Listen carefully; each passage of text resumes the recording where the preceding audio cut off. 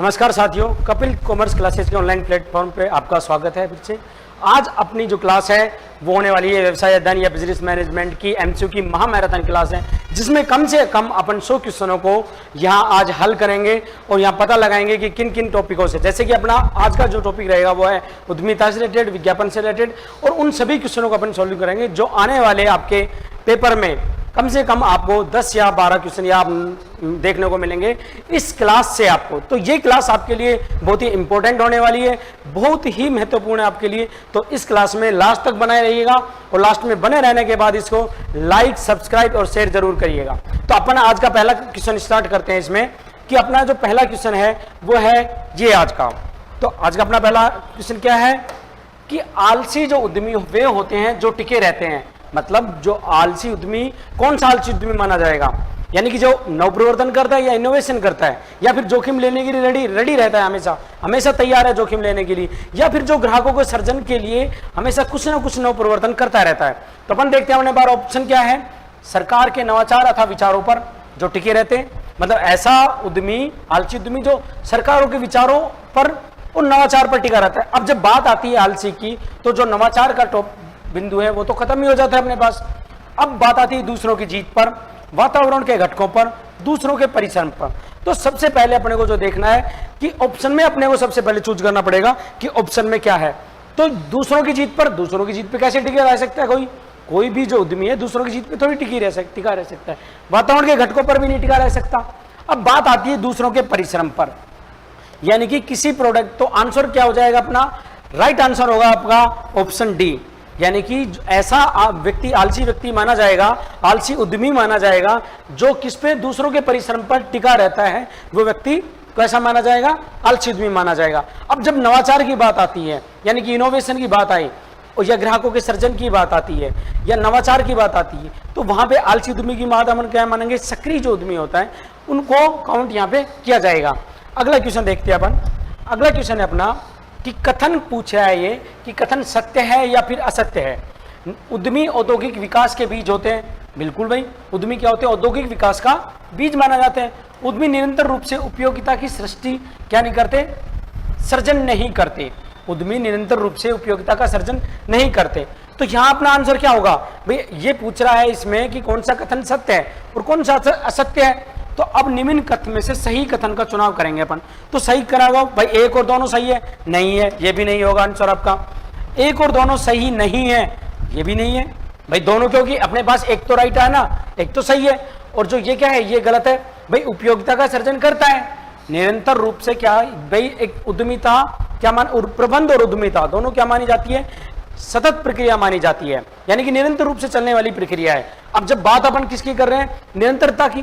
तो निरंतरता की इसमें क्या कह रहा है कि उद्यमी निरंतर रूप से उपयोगिता का सर्जन नहीं करता है। सृष्टि नहीं है, सर्जन की बात है ये। यहां पे अपन लिख लेंगे सर्जन।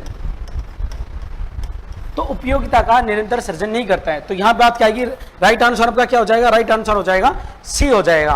केवल एक सही है। अगला क्वेश्चन देखते हैं अपन कि निम्न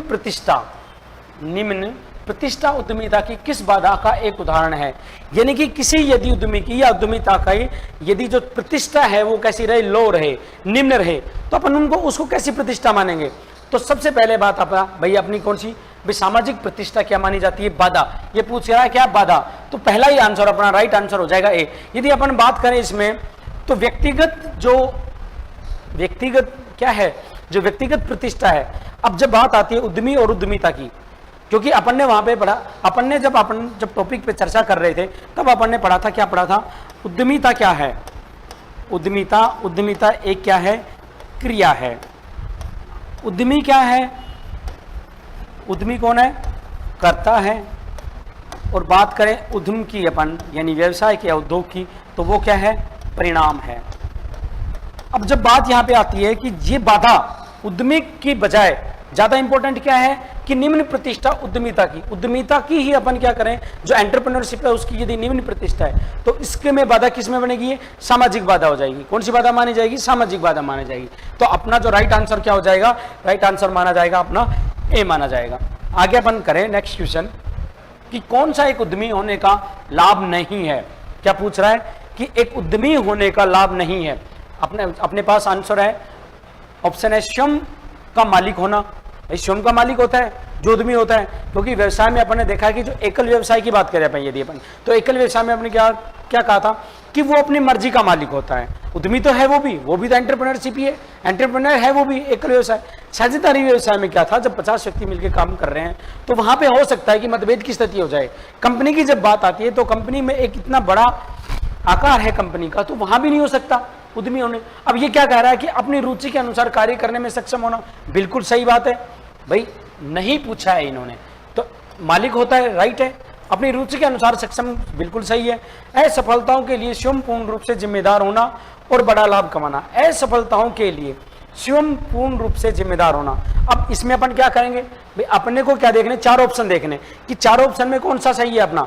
तो जो अपना जो सही है वो कौन सा है, असफलताओं के लिए आंसर, अपना राइट आंसर क्या हो जाएगा कि जो उद्यमी होने का लाभ नहीं है। भाई देखो, सबसे बड़े स्वयं का मालिक होगा, सीधी सी बात है, अपनी रुचि के अनुसार कार्य भी कर सकेगा, बड़ा लाभ भी कमा सकता है, लेकिन असफलताओं के लिए स्वयं पूर्ण रूप से जिम्मेदार नहीं हो सकता। एक व्यक्ति या एक उद्यमी नहीं हो सकता है।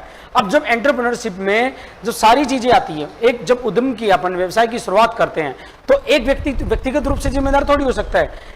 अब बाकी इन्होंने पूछा लाभ नहीं है, तो एक ये लाभ नहीं है कि बात कर रहे हैं अपन, बाकी तीनों ऑप्शन क्या है, उद्यमिता के लाभ हैं या उद्यमी के लाभ हैं। आगे अपन बात करें अगला क्वेश्चन कि उद्यमिता आधारित होती है। जब अपन इस टॉपिक पे चर्चा कर रहे थे तो अपन ने पढ़ा था वहां पे कि जोखिम और नवाचार सबसे बड़ी चीज क्या होती है भाई। अपन बात करें नवप्रवर्तन की, नवाचार की, जोखिम की, ग्राहकों के सर्जन की, ये सारी विशेषताएं किसकी है, ये उद्यमिता की विशेषताएं हैं। तो इसमें जो राइट आंसर आपका क्या होगा, ए और बी, यानी अपना राइट आंसर हो जाएगा सी। जोखिम पर भी आधारित है और नवाचार पर भी आधारित है, दोनों चीजें। यदि सोचो, जब अपन बात करते हैं कि एंटरप्रेन्योर शब्द से, यानी कि जो उद्यमिता, एंटरप्रेन्योरशिप कहाँ से आई, एंटरप्रेन्योरशिप यही एंटरप्रेन्योर से, यानी कि फ्रांस का जो लैटिन, फ्रांस के किस शब्द से आई है, एंटरप्रेन्योर, जिसका मतलब क्या होता है, जिसका अर्थ होता है कि जोखिम उठाने के लिए तैयार है या जोखिम उठाने वाला व्यक्ति। तो जोखिम तो इसमें है। नवाचार की यदि बात अपन करते हैं, एंटरप्रेन्योरशिप की बात, स्टार्टअप की जहां बात करते हैं, वहां जोखिम है। जोखिम के साथ क्या बात आती है, नवाचार की बात आती है। यदि आप में नव प्रवर्तन की अगर गुण नहीं है किसी उद्यमी में, तो क्या वो उद्यम सक्सेसफुल हो पाएगा, नहीं हो पाएगा। तो सबसे ज्यादा जरूरी क्या होता है उद्यमिता के लिए, एंटरप्रेन्योरशिप के लिए भाई, जोखिम, रिस्क और इनोवेशन, दोनों चीजों। तो अपना राइट आंसर क्या होगा, राइट आंसर हो जाएगा अपना सी। अगला क्वेश्चन है अपना कि सफल उद्यमी के गुणों में शामिल नहीं है। सफल उद्यमी के गुणों में क्या शामिल नहीं है भाई, आत्मविश्वास और नेतृत्व क्षमता होनी चाहिए, बिल्कुल ये तो होनी चाहिए। कुशल पर्यवेक्षण भी होना चाहिए। प्रबंध क्षेत्र का विशेषज्ञ, ये जरूरी नहीं है। प्रभावी व्यक्तित्व, ये दोनों चीजें होनी चाहिए, लेकिन ये क्या जरूरी नहीं है, ये जरूरी नहीं है कि वो प्रबंध क्षेत्र का विशेषज्ञ हो। क्या पूछा इसने कि गुणों में शामिल नहीं है, ये सारे गुण तो जरूरी हैं भाई, नेतृत्व का भी होना जरूरी है, कुशल पर्यवेक्षण का भी होना जाना है, प्रभावी व्यक्तित्व भी होना चाहिए। अब ये कंपलसरी नहीं है कि वो प्रबंध क्षेत्र का विशेषज्ञ हो। तो अपना जो राइट आंसर क्या हो जाएगा, राइट आंसर हो जाएगा सी अपना। नेक्स्ट क्वेश्चन देखते हैं अपन कि भारत में उद्यमिता के विकास के लिए बाधाओं में शामिल है। बाधा में यानी कि जो बाधाएं बनती है भारत के परिप्रेक्ष्य में जब अपन देते हैं, वहां पे देखा था अपन ने कि भारत में उद्यमिता के विकास में क्या क्या बाधाएं आती हैं।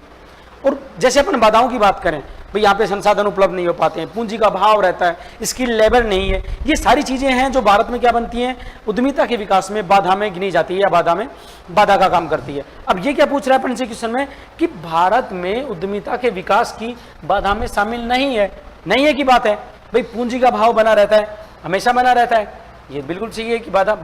अब ये पूछा नहीं है तो ये तो हमेशा रहता है। संसाधनों का अभाव भी रहता है हमेशा, साहस का अभाव बिल्कुल होता है। अब बात आती है प्रतिस्पर्धा का भय, ये क्या है, ये शामिल नहीं है। प्रतिस्पर्धा का भय की बात, प्रतिस्पर्धा का भय की बात आएगी। अपना जो राइट आंसर क्या हो जाएगा, प्रतिस्पर्धा का भय, आंसर अपना डी रहेगा। अगला क्वेश्चन देखें, वो ये आ गया, उद्यमिता आधारित है, दोनों पर आधारित है, जोखिम पर और नवाचार पर। अगले क्वेश्चन की अपन बात करें कि उद्यमिता जो शब्द का उद्भव, उद्यमिता शब्द का उद्भव फ्रेंच भाषा के एंटरप्रेन्योर से हुआ है। एंटरप्रेन्योर शब्द मूलतः इस क्षेत्र में प्रयोग में लाया जाता है। जब अपन बात करें कि फ्रेंच भाषा के किससे हुआ, एंटरप्रेन्योर से, जिसका अर्थ क्या होता है, जोखिम उठाने वाला, जोखिम ले लेंगे। अब ऐसा कौन होता है, वाणिज्य में प्रयोग किया जाता है, नहीं किया जाता है। अर्थशास्त्र अर्थव्यवस्था में नहीं किया जाएगा, वैज्ञानिक कार्य में नहीं किया जाएगा। ये किस कार्य में प्रयोग किया जाता था? ये सैन्य कार्य में, जहां वो जोखिम लेने के लिए हमेशा रेडी होता है। तो अपना जो एक क्वेश्चन है कि भाई ये किसके लिए प्रयोग किया, जो फ्रेंच भाषा के इंटरप्रेट कहाँ प्रयोग किया जाता था? सैन्य कार्यों के लिए इसका प्रयोग किया जाता है, जिसका अर्थ होता है, क्या होता है भाई? जोखिम उठाने वाला या जोखिम लेने वाला व्यक्ति। तो अपने ये इसमें 2 क्वेश्चन क्लियर हो रहे हैं यहाँ पे। उद्यमिता शब्द के संबंध में असत्य कथन पूछा है। उद्यमिता के संबंध में असत्य कथन क्या है? कि उद्यमी व्यापार के अवसर की पहचान करता है। क्या पूछा है? असत्य। उद्यमी व्यापार के अवसर की पहचान करता है, बिल्कुल सही है, करता है। उद्यमी व्यापार के जोखिम व अनिश्चितताओं को वहन करता है, बिल्कुल करता है। आगे है कि उद्यमी उत्पादन के कारकों को संगठित करता है और उद्यमी ही प्रबंधक होता है। ये सारे सही हैं। जो अपन उद्यमिता की या उद्यमी की विशेषता की बात करें तो वो सारे यहाँ पे 3 ऑप्शन ए, बी और सी तीनों क्या हैं? उद्यमी के गुण या उद्यमिता के गुण की बात करें। लेकिन जब अपने पास चौथा ऑप्शन है उद्यमी ही प्रबंधक होता है, ऐसा नहीं हो सकता कि उद्यमी ही प्रबंधक हो। ये अनिवार्यता की बात है। यहाँ क्या बात कर रहा है? अनिवार्यता की बात कर रहा है। ये जनरली यदि बात करता तब हो सकता था कि वो प्रबंधक हो सकता है, लेकिन यहाँ पे इन्होंने लिखा है कि प्रबंधक होता है, गलत। तो अपना आंसर क्या हो जाएगा? आंसर हो जाएगा अपना ऑप्शन डी। यदि आगे अपन बात करें, निम्न में से कौन सी संस्था उद्यमिता प्रोत्साहन के क्षेत्र में कार्यरत है? जैसे कि भाई अपन बात करें, ये किस किस में होती है? नहीं है बात कर रहा है। अपन ने जब व्यवसायिक स्रोत का जब टॉपिक आता था बिजनेस सोर्सेज में, वहां अपन ने देखा था कि अल्पकालीन या मध्यकालीन अपने को क्या चाहिए? ऋण चाहिए या वित्त की व्यवस्था करनी है। तो वहां क्या करेंगे अपन? वहां अपन सिडबी से, आईडीबीआई से, स्टेट फाइनेंस कॉर्पोरेशन से, या अपन इनमें से और आईएफसीआई अपन क्या करते हैं? वित्त लेते हैं। और वो वित्त के साथ साथ अपने क्या करती हैं? प्रबंधन की और कुशलता की दोनों की क्या देती है? सलाह देती है। अब ये क्या पूछ रहा है अपने को? उद्यमिता प्रोत्साहन के क्षेत्र में कार्यरत नहीं है, तो यहाँ क्या जाएगा? एनएचपीसी। ये कहीं अपने को देखने को नहीं मिला कि ये कोई ऐसी संस्था हो जो या तो किसी प्रकार का वित्त प्रदान करती है या किसी प्रकार का प्रोत्साहन प्रदान करती है। तो अपना जो आंसर क्या होगा? आंसर हो जाएगा बी। अगले क्वेश्चन पे बात करें अपन, नेक्स्ट क्वेश्चन, भारत सरकार का उद्यमिता विकास संस्थान किस शहर में स्थित है? ये अपने जब उस समय बताया था मैंने आपको कि ये कहाँ पे? गुजरात के अहमदाबाद में स्थित है। भारत सरकार का जो उद्यमिता प्रोत्साहन जो संस्थान है गुजरात के अहमदाबाद में स्थित है। अगला क्वेश्चन देखते हैं अपन, भारत में उद्यमिता के विकास की बाधाओं में आप किसे शामिल में नहीं मानते?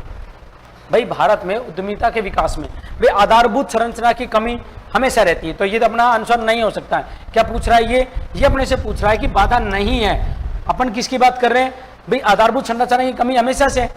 वित्त की उपलब्धता, बिल्कुल भाई वित्त की उपलब्धता भी क्या है? बाधा के में काम करती है, बाधाओं में शामिल है। तकनीकी पिछड़ापन, साहस का अभाव, किसको नहीं मानते अपन? भाई अपनी जो बात करें कि भारत में उद्यमिता के विकास में साहस का अभाव, यानी कि ऐसा नहीं है, हमेशा भारत में क्या है? साहस का अभाव। तो अपना आंसर क्या हो जाएगा? आंसर हो जाएगा अपना सी, क्योंकि ये जो वित्त की उपलब्धता है, वित्त की उपलब्धता, तकनीकी पिछड़ापन, ये सारा ही बाधा में है। लेकिन इन्होंने क्या पूछा है? बाधा नहीं है, बाधाओं में सम्मिलित नहीं कर सकते अपन। क्या ऐसा आपको लगता है कि भारत में उद्यमिता के विकास में साहस का अभाव है? साहस का अभाव बिल्कुल भी नहीं है। लेकिन अपने यहाँ पे भारत में समस्या जो है, संसाधनों के रूप से अपन पिछड़े हुए हैं, वित्त की उपलब्धता नहीं हो पाती, तकनीक की पिछड़ा में स्किल्स लेबर नहीं मिल पाती है, ये सारी संस्थाएं, पूंजी का अभाव रहता है, ये सारी इन सब पिछड़ेपन की वजह से भारत में उद्यमिता के जो प्रोत्साहन के जो कार्यक्रम है वो सारे पिछड़ते जा रहे हैं। और ना ही सरकारें ऐसा अभी तक कोई कदम उठा पाई है जिससे उद्यमिता का क्या किया जा सके, उद्यमिता का विकास किया जा सके, या अपन इसके बहुत बड़ी ग्रोथ को हासिल कर पाए। इन सब की वजह क्या है? इन सब की वजह संसाधनों का पिछड़ा होना।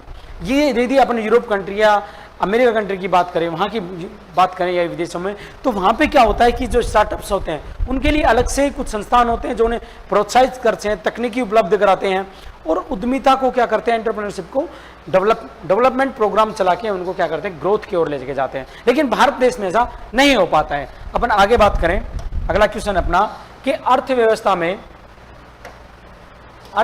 में उद्यमी का महत्व निम्नलिखित कारण से है। भाई एक अर्थव्यवस्था में किस कारण से है? एक उद्यमी का महत्व पूछ रहा है, यानी कि एक उद्यमी या व्यवसाय की बात करें, अपन एक उद्योग की बात करें, अर्थव्यवस्था में क्या महत्व हो सकता है? जनरली अपन भाई रोजगार का सृजन करते हैं, समय पर उचित वस्तु और उचित स्थान पर वस्तुओं का पहुंचाना, यानी कि अंतिम उपभोक्ताओं की आवश्यकताओं की संतुष्टि की पूर्ति करता है। आय में वृद्धि होती है, ये सारे काम होते हैं। अब बात करते हैं अपने पास ऑप्शन में क्या है भाई, रोजगार के अवसरों का सर्जन करता है, बिल्कुल करता है। संसाधनों का कुशल उपयोग भी होता है। नवाचार करना, आंसर हो जाएगा उपयुक्त सभी। यानी कि अपन बात करें किसकी, कि अर्थव्यवस्था में एक उद्यमी का महत्व की बात कर रहे हैं, तो रोजगार के सृजन भी होते हैं, संसाधनों का सदुपयोग भी होता है और नवाचार भी, तीनों काम होते हैं। तो आंसर आपका क्या रहेगा, उपयुक्त सभी। आंसर रहेगा डी, राइट आंसर डी।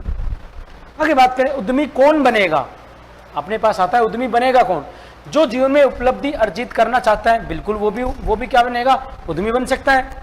जो धन कमाना चाहता है, बिल्कुल, या उपयुक्त दोनों, आंसर हो जाएगा अपना राइट आंसर माना जाएगा ऑप्शन सी राइट आंसर होगा, क्योंकि जो धन कमाना चाहता है या उपलब्धि अर्जित करना चाहता है, ए और बी दोनों ऑप्शन अपने सही हैं इस क्वेश्चन में। अगले क्वेश्चन की बात करें अपन, छोटे स्तर पर व्यवसाय प्रारंभ करने के जो इच्छुक एक उद्यमी को निम्न में से किस संस्थान से सहयोग के लिए संपर्क करना चाहिए। अब बात करें अपन जो स्मॉल इंडस्ट्री की बात करें, स्मॉल इंडस्ट्री, जब अपने पास बात आती है किसकी, जब जिला के अंदर की उद्योग के अंदर, राज्य उद्योग के अंदर की, जब यानी कि जब जिला उद्योग के अंदर है, वहां से कौन संपर्क कर सकता है, जो निम्न स्तर के जो उद्योग है, यानी कि स्मॉल इंडस्ट्रीज है, एमएसएमई की बात अपन करते हैं। तो यहाँ पे आंसर क्या होगा, टीआईसी ऑफिस में आंसर अपना हो जाएगा सी, जिला उद्योग के अंदर आंसर। तो राइट आंसर क्या है अपना सी। छोटे उद्योग या मझले उद्योग कहाँ पे संपर्क करेंगे, यदि इनको किस प्रकार की एक उद्यमी को निम्न संस्थान से सहयोग की आवश्यकता है। अब वो सहयोग मांगने के लिए एक छोटा उद्योग कहाँ पे जाएगा, छोटे उद्योग जो पति है, स्मॉल इंडस्ट्री का संचालक है, वो जाएगा जिला उद्योग के अंदर पे। आगे अपन बात करें, निम्न में से कौन सा उद्यमिता का लाभ है, क्या पूछ रहा है, उद्यमिता का लाभ पूछ रहा है। भाई उद्यमिता से क्या होता है, पूंजी निर्माण होता है, बिल्कुल होता है, रोजगार का सृजन भी होता है और साहस की भावना का प्रचार भी होता है। आंसर हो जाएगा राइट आंसर अपना होगा डी। क्या है, उद्यमिता का लाभ पूछा है इन्होंने, तो लाभ क्या होता है भाई, रोजगार के सृजन भी होता है, पूंजी का निर्माण भी हो रहा है और साहस की भावना का प्रसार भी। आगे यदि अपन बात करें, उद्यमिता जो शब्द है, शब्द का उदय किस देश से हुआ था, तो उद्यमिता देश का शब्द किससे हुआ था, फ्रांस के एंटरप्रेन्योर से हुआ था, जिसका अर्थ होता है जोखिम उठाने वाला या जोखिम को वहन करने वाला। नेक्स्ट क्वेश्चन है अपना, उद्यमी द्वारा उठाए जाने वाले जोखिम के संबंध में सत्य कथन है, यानी कि उठाए जाने वाले जोखिम के संबंध में सत्य कथन क्या है। भाई वह बहुत अधिक जोखिम उठाता है, ठीक है, बहुत अधिक उठाता है, बिल्कुल सही है।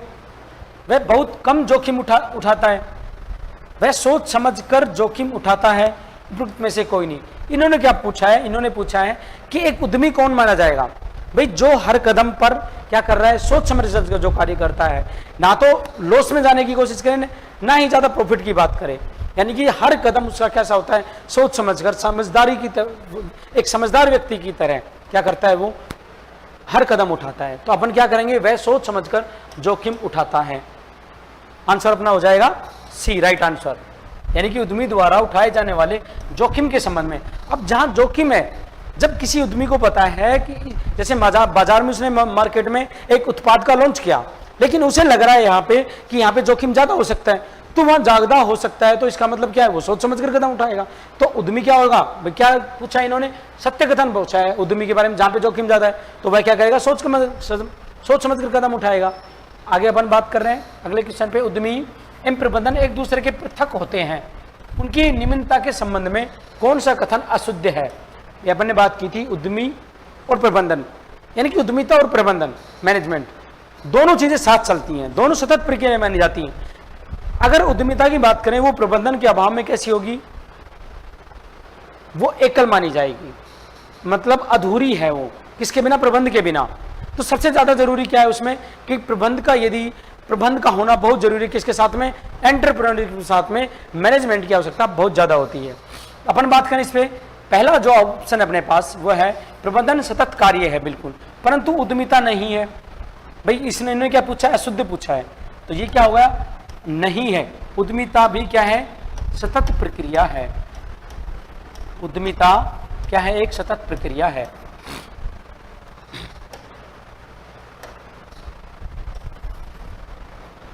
उद्यमी स्वामी होता है, प्रबंधक कर्मचारी होता है। ये बात तो सही है यहाँ पे कि भाई उद्यमी क्या होता है, उद्यमी क्या माना जाता है? स्वामी माना जाता है। और प्रबंधक क्या माना जाता है? कर्मचारी माना जाता है। ये तो बात सही है। उद्यमी लाभ कमाता है और प्रबंधक वेतन प्राप्त करता है, यानी कि ये भी राइट आंसर।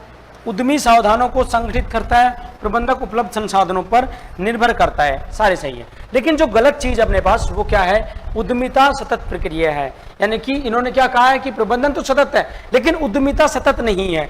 लेकिन यहाँ पे अपन क्या पढ़ा था कि उद्यमिता एक सतत प्रक्रिया है। तो अपना राइट आंसर क्या होगा? राइट आंसर हो जाएगा ए। इन्होंने क्या पूछा है? अशुद्ध पूछा है। जो गलत ऑप्शन है उन्होंने ये पूछा है। अब बात करते हैं कि ऐसे विज्ञापन जो एक व्यवसाय से अन्य व्यवसाय के लिए निर्देशित किए जाते हैं। भाई जब एक व्यवसाय के द्वारा दूसरे व्यवसाय के लिए विज्ञापन किया जाता है तो वो विज्ञापन कौन सा कहलाता है? अपन ने विज्ञापन के बारे में पढ़ा था। तो सबसे पहले अपन यदि इसकी बात करें, यदि अपने पास ऑप्शन ए पे बात करें, खुदरा विज्ञापन। खुदरा विज्ञापन कौन सा होता है? खुदरा जब कोई निर्माता क्या करता है? स्पेशल रिटेलर के लिए विज्ञापन निकालता है। वो बड़ा सा ऐड देता है विज्ञापन समाचार पत्र के माध्यम से या टीवी, और वहां पे बताया जाता है कि स्थान कौन सा है, इस स्थान से ये वस्तु प्राप्त कर सकते हैं। तो वो विज्ञापन कैसा विज्ञापन कहलाता है? वो खुदरा विज्ञापन कहलाता है। लेकिन अब अपन बात करें व्यापारिक विज्ञापन की, तो व्यापारिक विज्ञान में क्या होता है कि एक व्यापारी दूसरे व्यापारी के सहयोग के लिए क्या करता है? वो विज्ञापन निकालता है। जैसे कि अपन बात करें, जैसे किसी जहां पे असेंबलिंग होते हैं, पार्ट्स जहां पे असेंबल किए जाते हैं, जब एक कंपनी मेन कंपनी, जैसे कि अपन टीवी की बात करें, अपन एलईडी लेनी है तो वहां पे क्या होता है? पार्ट्स का असेंबलिंग होती है।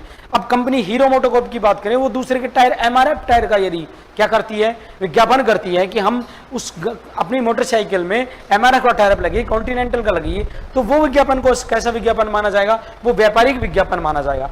प्रदर्शन विज्ञापन कहते हैं जब किसी चीज को प्रदर्शित करना हो, जैसे कि नया प्रोडक्ट क्या करना है? मार्केट में लॉन्च करना है, तो वो विज्ञापन कौन सा कहलाएगा? प्रदर्शन विज्ञापन कहलाएगा। उपभोक्ता विज्ञापन जब ऐसा उपभोक्ताओं की सूचनाओं के लिए दिया जाए कि उपभोक्ताओं को सूचित किया जा रहा है कि वस्तु के गुण और दोष ये हैं, तो वो विज्ञापन कौन सा विज्ञापन कहलाएगा? वो विज्ञापन उपभोक्ता विज्ञापन कहलाएगा। लेकिन अपने पास जो पूछा गया है क्वेश्चन में, ये क्वेश्चन में पूछा गया है कि निर्देशित होते हैं जो एक व्यापारी दूसरे व्यापारी की निकालता है, तो वो विज्ञापन कहलाता है व्यापारिक विज्ञापन कहलाता है। तो अपना जो राइट आंसर होगा बी। नेक्स्ट क्वेश्चन की बात करते हैं अपन कि विज्ञापन एक प्रभावशाली संवहन शक्ति होता है और यह एक प्रमुख क्रिया मानी जाती है। किसकी क्रिया मानी जाती है? अपन ने बात की थी एडवर्टाइजमेंट किसका भाग है?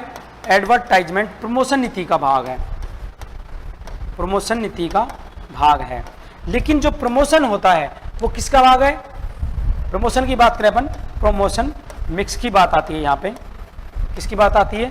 प्रमोशन मिक्स की बात आती है। तो ये किसकी बात हो गई? अपन बात कर रहे हैं, अपना राइट आंसर होगा ए होगा, प्रमोशन मिक्स की बात आती है। भाई संवर्धन ग्रुप की बात नहीं आती है, ठीक है। यहाँ पे संवर्धन नियंत्रण की भी बात नहीं है। अपन क्या कर रहे हैं? विज्ञापन की बात पूछा है। एक प्रभावशाली शक्ति माना गया विज्ञापन को, संवहन की एक प्रभावशाली, यानी कि जो सूचनाएं क्या करता है सबसे शक्तिशाली रूप में। जैसे अपन बात करें समाचार पत्र की, तो समाचार पत्र कितने बड़े ग्रुप को क्या करता है? निर्देशित करता है, सूचनाएं प्रेषित करता है। यदि अपन बात करें टीवी की, तो जैसे अपन समाचार पत्र में बात करते हैं अपन, वो एक वर्ग को टारगेट करता है। किसको? शिक्षित वर्ग ही समाचार पत्र पढ़ता है।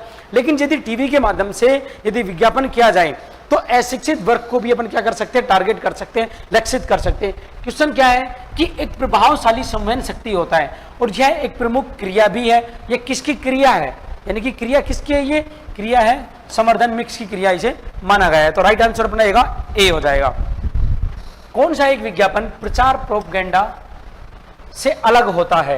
क्या होता है भाई प्रचार क्या होता है? जैसे अपन ने बात की थी प्रचार पे, अपन ने बात की कि प्रचार क्या होता है? मुफ्त में होता है। कैसा होता है? मुफ्त में, या अपन कह सकते हैं बिना प्रतिफल के, बिना प्रतिफल के, ठीक है। लेकिन जब बात आती है किसकी? विज्ञापन की बात आती है, तो विज्ञापन क्या होता है? मुफ्त में नहीं किया जा सकता। कैसा होता है? मुफ्त में नहीं होता। क्या होता है? प्रतिफल का होना आवश्यक होता है, प्रतिफल का होना आवश्यक है। यहां क्या पूछा उन्होंने?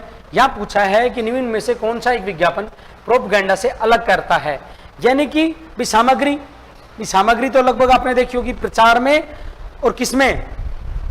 विज्ञापन में, दोनों में लगभग एक जैसी। जैसे अपन स्वामी विवेकानंद के विचारों का प्रचार कर रहे हैं, विचारों का क्या कर रहे हैं, प्रचार कर रहे हैं, प्रसार कर रहे हैं।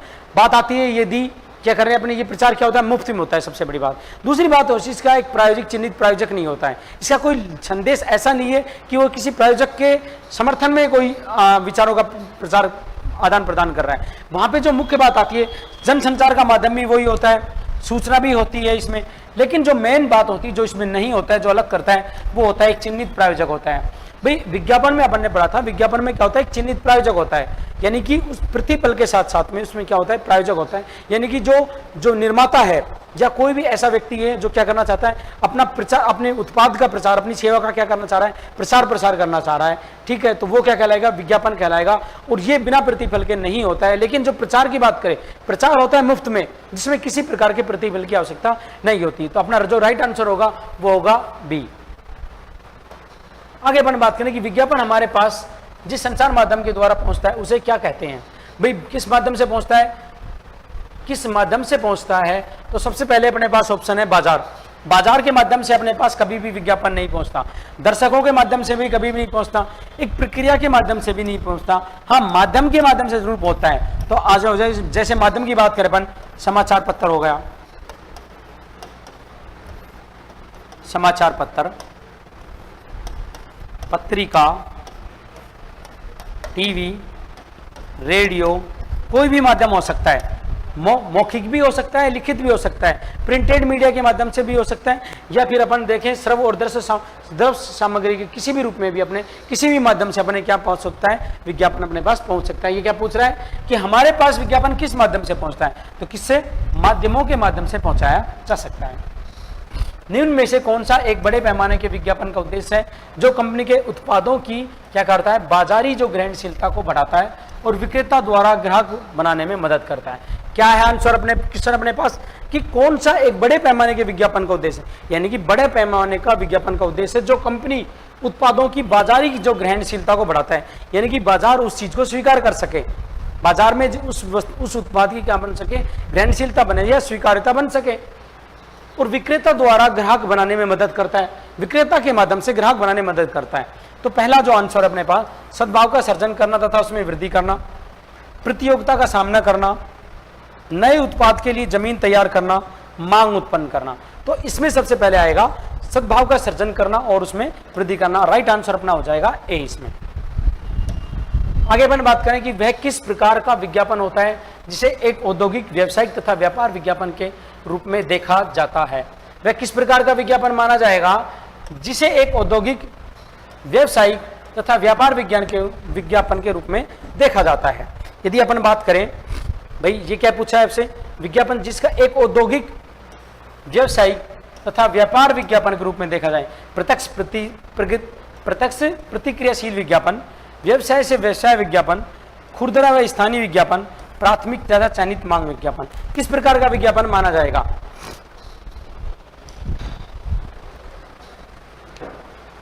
सभी अभी कमेंट करके बताएं कि आंसर इसका क्या होगा।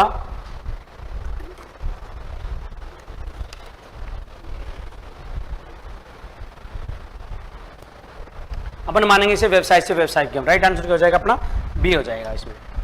आगे बात करें, निम्नलिखित में से कौन सा एक उपभोक्ता को विज्ञापन देखने का एक लाभ है? कौन सा उपभोक्ता को कौन सा विज्ञापन देखने का लाभ पूछ रहा है? भी जैसे अपने पास विज्ञापन आता है तो विज्ञापन से अपने क्या लाभ मिलता है? जैसे अपन विज्ञापन से बात करें, अपन से सूचनाएं मिलती हैं। सूचना किस संबंध में मिलती है कि विज्ञापन के गुण क्या हैं, दोष क्या हैं। अपन उनको खरीदने के लिए, क्रय करने के लिए कब प्रेरित होते हैं? तब अपने सूचनाएं प्राप्त होती हैं।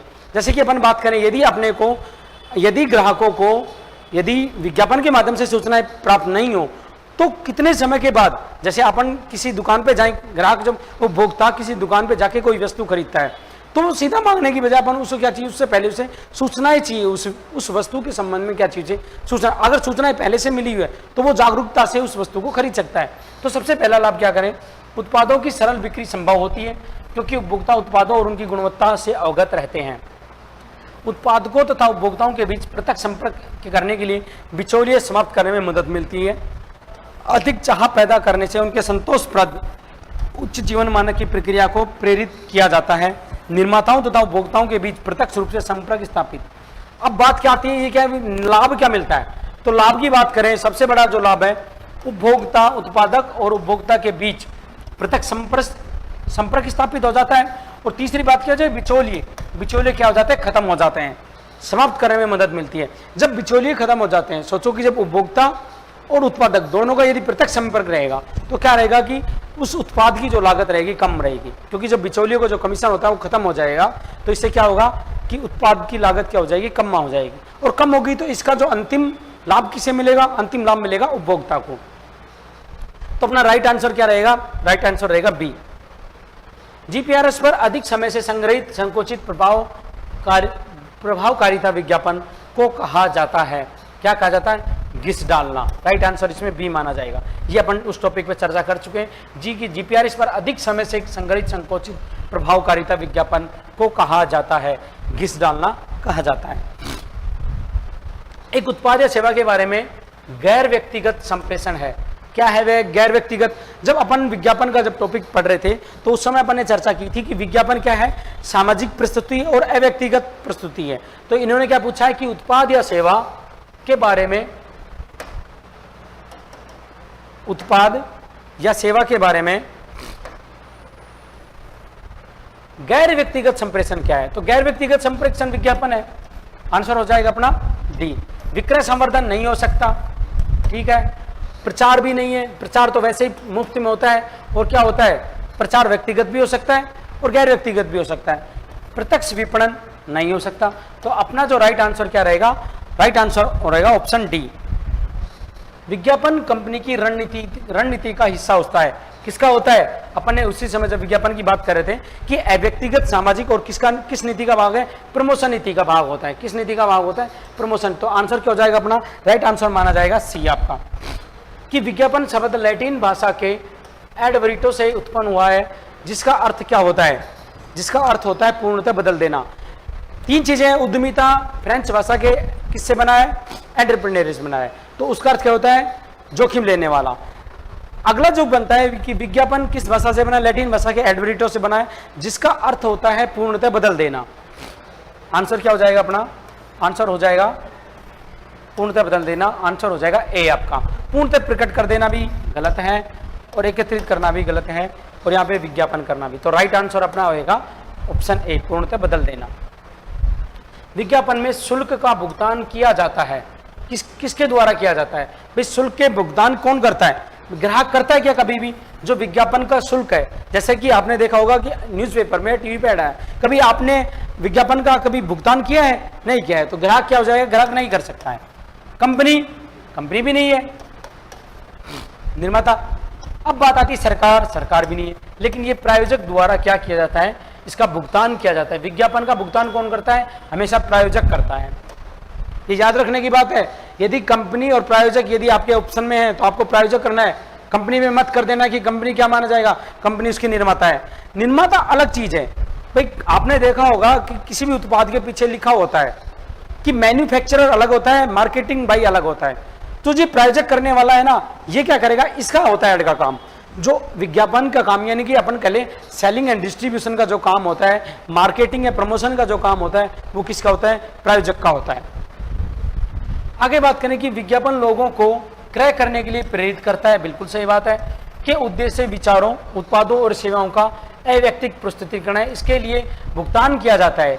ये कथन किसके थे, ये परिभाषा किसने दी थी, ये परिभाषा किसके द्वारा दी गई थी कि भैया विज्ञापन लोगों को क्रय करने के लिए प्रेरित करता है।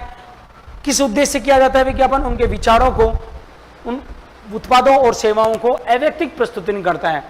विज्ञापन क्या करता है, उस प्रायोजक के विचारों को, उत्पादों और सेवाओं का अव्यक्तिगत रूप से प्रस्तुतिकरण करता है और इसके बदले में प्रतिफल दिया जाता है।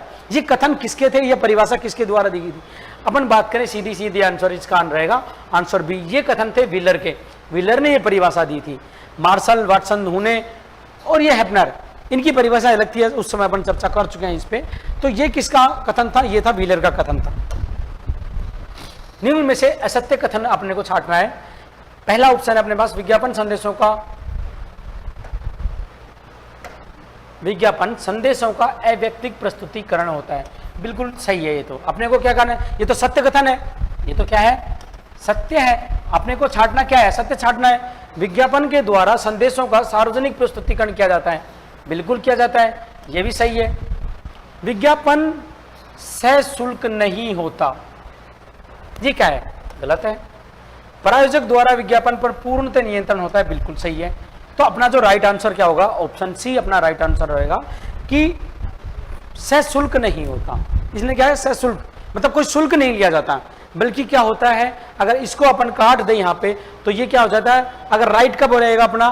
तो राइट होता है यदि विज्ञापन क्या होता है, अपन यहां पे लिख देते हैं विज्ञापन सशुल्क होता है।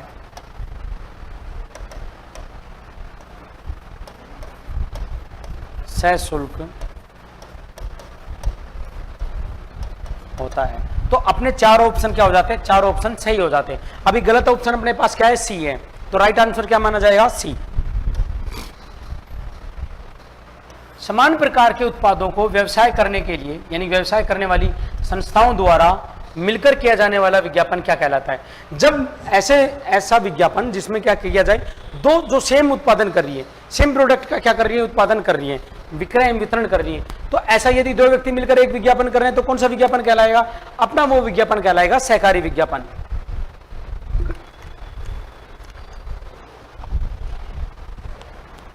राइट आंसर हो जाएगा सी। भाई पोषक विज्ञापन कब किया जाता है? ठीक है। अन्वेषक विज्ञापन कब किया जाता है? और उत्पाद विज्ञापन कब किया जाता है? ये अपन सारी चीजें डिस्कस हो चुके हैं। अभी अपन आंसर की बात करें तो सहकारी विज्ञापन कहलाएगा। विज्ञापन उपभोक्ता के लिए उपयोगी है, इस संबंध में कौन सा कथन सही है? विज्ञापन उपभोक्ता के लिए उपयोगी है, इस संबंध में कौन सा कथन सही है? विज्ञापन से उपभोक्ता के जीवन स्तर में सुधार होता है। विज्ञापन से उपभोक्ता को क्रय में सुविधा रहती है। विज्ञापन से उपभोक्ता को वस्तु एवं सेवाओं की जानकारी मिलती है। अब बताओ भाई, जीवन स्तर में सुधार होता है, बिल्कुल, क्योंकि जो सूचनाएं समय पर मिलती रहती है तो अच्छी, क्योंकि वहां पे क्या प्रतिस्पर्धा है। विज्ञापन में क्या होता है? प्रतिस्पर्धा होती है कि सब अपने अपने उत्पाद को अच्छा दिखाने की कोशिश करते हैं, उच्च क्वालिटी का विज्ञापन करते हैं और उच्च क्वालिटी का उत्पाद की क्या करते हैं? सेवाएं देते हैं। तो उससे क्या होगा? जीवन स्तर पर फर्क पड़ेगा। विज्ञापन से उपभोक्ताओं को क्रय में सुविधा होती है। जब आपको पहले से पता है किसी चीज के बारे में, कोई ऐसा उत्पाद जिसके बारे में आपको नहीं बताओ, क्या आप उसको क्रय कर पाएंगे? नहीं कर पाएंगे। तो क्रय में सुविधा कब रहती है? जब अपने को समय पर सूचनाएं मिलती रहे। विज्ञापन उपभोक्ताओं को वस्तु एवं सेवाओं की जानकारी देता है, बिल्कुल सही है। तो राइट आंसर अपना हो जाएगा डी। सभी क्या है? सही है। विज्ञापन के दोषों में सम्मिलित नहीं है। दोष क्या है विज्ञापन के? अब बात आती है विज्ञापन के दोषों की, तो दोषों में क्या आएगा भाई? मिथ्या वर्णन और कपट को बढ़ाना, क्रेताओं को असमंजस उत्पन्न करना। पूछ रहा है दोषों में शामिल नहीं है। माध्यम के चयन में समस्या, स्वस्थ प्रतिस्पर्धा को बढ़ाना। तो ये तीनों क्या है? ये तीनों अपने को क्या लग रहे हैं कि दोष माने जाते हैं कि क्या करता है? मिथ्या वर्णन और कपट को बढ़ाता है, क्रेताओं में असमंजस की स्थिति उत्पन्न कर देता है, माध्यम के चयन में समस्या उत्पन्न करता है। लेकिन जब बात आती है स्वस्थ प्रतिस्पर्धा को बढ़ाना, तो ये इसका दोष नहीं है। स्वस्थ प्रतिस्पर्धा बढ़ाना ये क्या है? इसका लाभ है, इसका गुण है विज्ञापन का, कि वो दो उत्पादकों में क्या करता है? स्वस्थ प्रतिस्पर्धा को बढ़ाता है। क्यों? ताकि वो अपनी उच्च गुणवत्ता की चीजों का उत्पादन कर सकते हैं और उन्हें वितरण कर अंतिम उपभोक्ता तक पहुंचाएं। तो अपना जो राइट आंसर माना जाएगा, राइट आंसर क्या रहेगा? डी, कि स्वस्थ प्रतिस्पर्धा को बढ़ाना इसमें दोषों में शामिल नहीं है। आगे बात करें अपन, विज्ञापन में संदेश की प्रस्तुति होती है। भाई उसमें संदेश कैसे दिया जाता है? संदेश की विज्ञापन में संदेश कैसे दिया जाता है? भाई व्यक्तिगत, अव्यक्तिगत, दोनों, कोई नहीं। अब इसका बात करें, अपन ने बात की थी कि विज्ञापन में क्या दिया जाता है? विज्ञापन में अव्यक्तिगत प्रस्तुति होती है। कैसी होती है? अव्यक्तिगत प्रस्तुति होती है। तो यदि विज्ञापन में संदेश की प्रस्तुति कैसे? संदेश हो सकता है कि वो व्यक्तिगत भी दिया जा सके, यदि एक वर्ग को टारगेट करके, यानी अपन प्रत्यक्ष रूप से यदि विज्ञापन के माध्यम को चुनाव करते हैं, यदि अपन बात करें ईमेल के माध्यम से या डाक के माध्यम से अपन किसी को संदेश देना चाहते हैं कि जो एलिट क्लास के व्यक्ति हैं, जैसे कि मर्सिडीज बेंज का अपन को क्या देना है? विज्ञापन देना है या संदेश देना है, तो अपन व्यक्तिगत रूप से दे सकते हैं। भाई जो व्यक्ति खरीद ही नहीं सकता, जिसकी आर्थिक स्थिति ऐसी नहीं है कि उसको मर्सिडीज की गाड़ी खरीदने की आवश्यकता हो, या उसका आर्थिक स्थिति ऐसी नहीं है कि खरीद पाएगा, तो अपन क्या करेंगे? व्यक्तिगत माध्यम का चुनाव करेंगे। जब अपन बात करें, यदि अपने को आटे दाल के भाव यदि दिखाने हैं, जैसे अपन जियो मार्ट की बात करें, तो वो क्या करता है, अव्यक्तिगत माध्यम समाचार पत्र के माध्यम का प्रयोग करता है। तो यहां जो ऑप्शन होगा अपना ऑप्शन हो जाएगा सी, यानी कि विज्ञापन तो दोनों ही माने जाते हैं। विज्ञापन में संदेश की प्रस्तुति दोनों होती है, व्यक्तिगत और अव्यक्तिगत। यदि बात अगर अपने पास नहीं होता तो अपन क्या मानते हैं, अव्यक्तिगत प्रस्तुति माना जाता।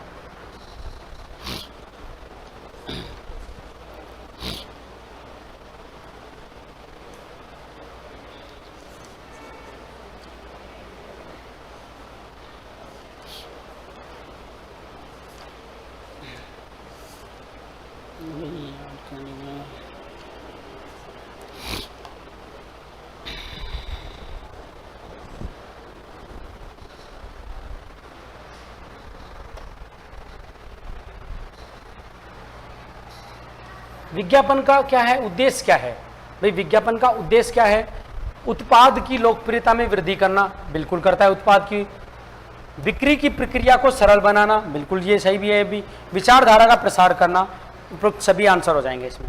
आंसर क्या होगा भाई, एक विज्ञापन का उद्देश्य क्या है, एक विज्ञापन का उद्देश्य होता है उसकी बिक्री में वृद्धि करना, बिक्री के साथ साथ में विक्रय जो प्रक्रिया है उसको सरल बनाना, और विचारधारा का क्या करना, प्रचार प्रसार करना। ये चारों क्या हो सकते हैं, एक विज्ञापन के उद्देश्य की बात कर रहे हैं, विज्ञापन के उद्देश्य होते हैं। जब अपन बात करते हैं, जैसे कि अपन ने पिछले क्वेश्चन की बात की, तो अपन ने देखा कि भाई ऑप्शन दोनों है उसमें, व्यक्तिगत और अव्यक्तिगत दोनों चीजें आएंगी, तो वहां पे ऑप्शन दिया आएगा। कहीं पे लिखा हुआ है अव्यक्तिगत लिखा हुआ है, आंसर हो सकता है आपका, लेकिन वो गलत माना जाएगा। अपन बात करें कि विज्ञापन का उद्देश्य की, तो विज्ञापन का उद्देश्य क्या है भाई, उत्पाद के बारे में सूचनाओं का प्रसार करना, विक्रय प्रक्रिया को सरल बनाना और विचारधारा का प्रसार करना। विज्ञापन लाभप्रद है, किसमें लाभप्रद है विज्ञापन, व्यवसाय के लिए, समाज के लिए, उपभोक्ता के लिए। भैया यहाँ तो व्यवसाय के लिए अपन देखते हैं, एक व्यवसाय के लिए कैसे लाभप्रद माना जाता है भाई, व्यवसाय के लिए क्या होता है कि उसकी बिक्री में वृद्धि करता है। बिक्री में वृद्धि करने के साथ साथ जो बिक्री प्रक्रिया है, यानी कि जो सेलिंग जो एंड डिस्ट्रीब्यूशन की जो प्रोसेस है, उसको क्या बना देता है, इजी बना देता है। अब बात करें यदि समाज के लिए कैसे उपयोगी है, समाज के लिए विज्ञापन, क्योंकि समाज को समय पर सूचना है, और समाज के लिए जो उपयोगी है अनुपयोगी है उन चीजों के बारे में अपने विज्ञापन के माध्यम से पता लगता है। उपभोक्ता को तो सारा ही फायदा है, तो आंसर क्या हो जाएगा, आंसर अपना हो जाएगा डी। निम्नलिखित कथनों पर विचार कीजिए। एक नए मोबाइल फोन की बिक्री विशेषताओं के बारे में समाचार पत्र ने निःशुल्क खबर छापी, इससे उसकी बिक्री बढ़ी। क्या करना है, अपने को कथन पर विचार करना है। एक अन्य मोबाइल फोन की जानकारी का संदेश समाचार पत्र द्वारा विज्ञापन पर छापा गया। अब देखो बात कर कि क्या कहना चाह रहा है, एक नए मोबाइल फोन की विशेषताओं के बारे में क्या कर रहा है, इसकी विशेषताओं के बारे में समाचार पत्र ने निःशुल्क क्या छापा, अखबार पत्र। ये तो क्या हो गया, प्रचार की बात हो गई। एक अन्य मोबाइल फोन की बिक्री जानकारी का संदेश समाचार पत्र द्वारा भुगतान पर छापा गया, यानी कि इन्होंने क्या किया है, इसके लिए भुगतान किया है, और यहाँ पे क्या है, निःशुल्क की बात कर रहा है, तो ये क्या हो गया, विज्ञापन हो गया। क्या पूछ रहा है, उपरोक्त दोनों कार्यक्रम से है, कौन कौन से कार्य हैं, तो पहले क्या था, प्रचार था, और दूसरा क्या था, विज्ञापन। तो राइट आंसर क्या होगा अपना, सी राइट आंसर माना जाएगा। आगे अपन बात करें कि एक एक्सरे मशीन के विज्ञापन के लिए, एक एक्सरे मशीन के विज्ञापन के लिए सबसे उपयुक्त माध्यम कौन सा है, तो एक्सरे मशीन की बात कर रहे हैं अपन, तो एक्सरे मशीन के लिए सबसे उपयुक्त कौन सा माना जाएगा भैया, समाचार पत्र तो हो नहीं सकता, क्योंकि जब बात एक लक्षित वर्ग की आती है, एक निश्चित वर्ग की बात आती है, जैसे मैंने अभी बताया आपको भैया, जो BMW गाड़ी मर्सिडीज कौन खरीद पाएगा, एलिट क्लास का व्यक्ति खरीद पाएगा। तो हमें सबसे ज्यादा क्या है कि हमें उन्हें विज्ञापन दिया जाए, इसका विज्ञापन पर एक गरीब व्यक्ति मर्सिडीज नहीं खरीद सकता, उनको अपने विज्ञापन पर खर्चा करने से कोई फायदा थोड़ी है, नहीं है। तो उसके लिए क्या होगा, एक अपने ऐसी मैगजीन का जो एलिट क्लास के लिए चलती है, तो उसमें यदि विज्ञापन देते हैं तो ज्यादा फायदा रहेगा, खर्चा कम लगेगा, और जो जिन व्यक्तियों तक अपना जो उद्देश्य है, विज्ञापन का उद्देश्य है, उसको भी पूर्ति कर पाएंगे। अब यदि अपने को क्या देना है कि डॉक्टर से रिलेटेड, यानी कि एक्सरे मशीन है या किसी दवाई के बारे में अपने को क्या करना है, विज्ञापन करना है, तो अपन क्या करेंगे, जो चिकित्सक जो है, जितने भी डॉक्टर हैं, जिन पत्रिकाओं को वो पढ़ते हैं, उनको अपन टारगेट करेंगे, उनमें विज्ञापन दे देंगे। तो उससे क्या होगा भाई, एक जो लक्षित वर्ग है उसको भी टारगेट कर लिया अपन ने, और अपने विज्ञापन का जो माध्यम था उसका अच्छे से चुनाव किया, वो कम लागत में अपने विज्ञापन कर दिया। यदि बात जब आती है कि जब सामाजिक अपने को क्या करना है, समाज को कोई सूचना देनी है, एक बहुत बड़े वर्ग को सूचना देनी है तो अपन किसका चुनाव करते हैं, समाचार पत्र का चुनाव करते हैं। और समाचार पत्र में भी एक चीज आती है कि वो क्या कर सकता है, वो एक शिक्षित वर्ग को टारगेट किया जा सकता है। जब बात आती है, जब अपने को सबसे बड़ा जो ग्रुप माना जाता है वो क्या माना जाता है, टीवी की बात आती है। जब अपन टीवी पे जो दृश्य सामग्री, दृश्य और श्रव्य सामग्री की बात करते हैं, वहां पे प्रिंट मीडिया की बात आती है, तो वहां अपन बात करेंगे सबसे जो बड़ा ग्रुप है वो किस में आता है, टीवी में आता है। और लेकिन जब सबसे सस्ता कौन सा है, सबसे सस्ता समाचार पत्र को माना जाता है। तो यहां बात करें अपन चिकित्सकीय पत्रिका के माध्यम से, किसके माध्यम से, चिकित्सा पत्रिका के माध्यम से। एक प्रतियोगी परीक्षा के लिए प्रकाशित पुस्तक विज्ञापन के निम्न में से कौन सा माध्यम सबसे अधिक उपयोगी है। अब क्या कर रहा है, ये एक प्रतियोगी परीक्षा की दे रहा है, किसकी कर रहा है, प्रतियोगी परीक्षा की। तो प्रतियोगी परीक्षा के लिए अपने को कहाँ देना होगा भाई, अपने को देना होगा किसमें, समाचार पत्र में। जैसे अपन बात करें कि जूनियर अकाउंटेंट या किसी भी अन्य जो प्रतियोगी परीक्षा होने वाली है, उसका अपन को टारगेट करना है किसको, जो समाचार पत्र पढ़ते हैं। अब समाचार पत्र पढ़ने वाला जो ग्रुप कौन सा है, वर्ग कौन सा है, वो है शिक्षित वर्ग। अब अपने को करना ही उनको टारगेट है, प्रतियोगी परीक्षा का अपने को विज्ञापन देना है। तो सबसे पहले अपन क्या करेंगे, सबसे सस्ता भी है और सबसे बड़े ग्रुप को क्या करता है, टारगेट करता है, वो क्या है, समाचार पत्र। यदि टेलीविजन पे देंगे, टेलीविजन पे दोनों व्यक्ति के देखेंगे भाई, अशिक्षित भी शिक्षित भी, और उसकी कोई टाइमिंग फिक्स नहीं। एक ये बड़ी बात है कि जो समाचार पत्र के माध्यम से दिया जाता है ये अपने पास लंबे समय तक रहता है, और जो प्रत्यक्ष रूप से पत्र व्यवहार करते हैं ये किन के लिए नहीं हो सकता, हर प्रतियोगी के पास पहुंच नहीं सकता है, बहुत बड़ा खर्चा लगेगा, पोस्टिंग होर्डिंग का कोई ही औचित्य नहीं निकलता। तो जो औचित्यपूर्ण जो चीज अपने पास वो क्या है, समाचार पत्र है। तो राइट आंसर अपना क्या होगा, ए होगा। नेक्स्ट क्वेश्चन देखते हैं अपन, किसी विज्ञापन की गोपनीयता बनाए रखना आवश्यक होता, किसी विज्ञापन की गोपनीयता की बात कर रहा है, बनाए रखना आवश्यक हो तो सबसे उपयोगी माध्यम क्या होगा भाई, जब आपको कोई ऐसा विज्ञापन देना हो जो गोपनीय रूप से दिया जाए तो अपन किसका माध्यम करेंगे भाई, समाचार पत्र गोपनीय नहीं हो सकता है, टीवी नहीं हो सकता है, किसका माध्यम हो सकता है, या तो मेल के द्वारा, प्रदर्शनी भी नहीं हो सकता, इसका भी प्रत्यक्ष व्यवहार पत्र, मोबाइल फोन पर भी नहीं हो सकता, एफएम के द्वारा भी नहीं हो सकता। तो प्रत्यक्ष पत्र व्यवहार के द्वारा क्या माना जाएगा, पत्र व्यवहार के द्वारा या मेल के द्वारा जो अपन कर सकते हैं तो गोपनीयता बनी रह सकती है। इसमें क्या विज्ञापन का उद्देश्य नहीं है भाई, विज्ञापन का उद्देश्य क्या नहीं है ये पूछ रहा है।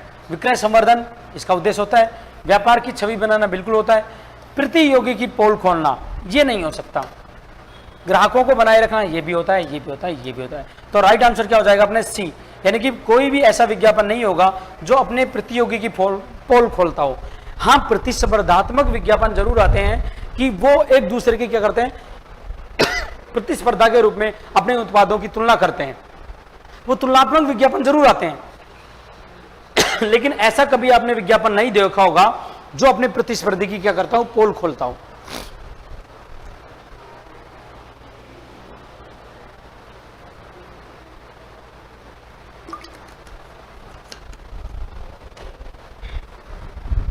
अगले क्वेश्चन की बात करें अपन कि विज्ञापन के माध्यम से विज्ञापन के संबंध में असत्य कथन कौन सा है, यह उचित पहचान जाहिर करने पर भुगतान पर ही प्रसारित किया जाता है, विज्ञापन वस्तु और सेवा या विचारधारा के लिए किया जाता है, विज्ञापन व प्रचार एक ही होते हैं। क्या पूछा है, असत्य पूछा है।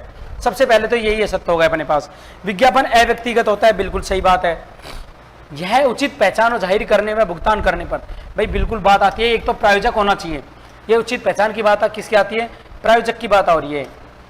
क्या होना चाहिए,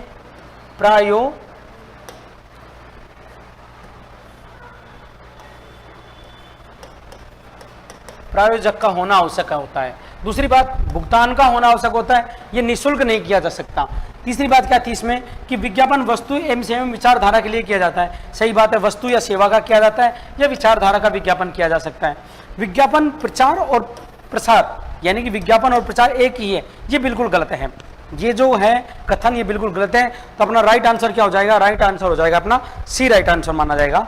आगे बात करें कि विज्ञापन के संबंध में कौन सा कथन उपयुक्त नहीं है, विज्ञापन के संबंध में कौन सा कथन क्या नहीं है, उपयुक्त नहीं है। विज्ञापन उपभोक्ता शिक्षण का एक साधन है, सही है, ये क्या है, सही कथन है। विज्ञापन सृजनशीलता को बढ़ाता है, विज्ञापन गुणवत्ता सुधार को प्रेरित करता है, विज्ञापनों से कोई हानि नहीं होती। क्या पूछा इन्होंने, उपयुक्त, हानि होती है। तो इसमें राइट आंसर क्या हो जाएगा अपना? राइट आंसर डी माना जाएगा। अब ये कैसे माना जाएगा? क्या विज्ञापन से कोई हानि नहीं होती? विज्ञापन से हानि होती है, भ्रम फैलता है। जैसे कि अपन बात करें कि उपभोक्ता संरक्षण अधिनियम 2019 में शामिल किया गया है कि भ्रमित विज्ञापन नहीं होना चाहिए, ग्राहकों को भ्रमित, ऐसा कोई विज्ञापन नहीं होना चाहिए जो ग्राहकों को भ्रमित करता हो।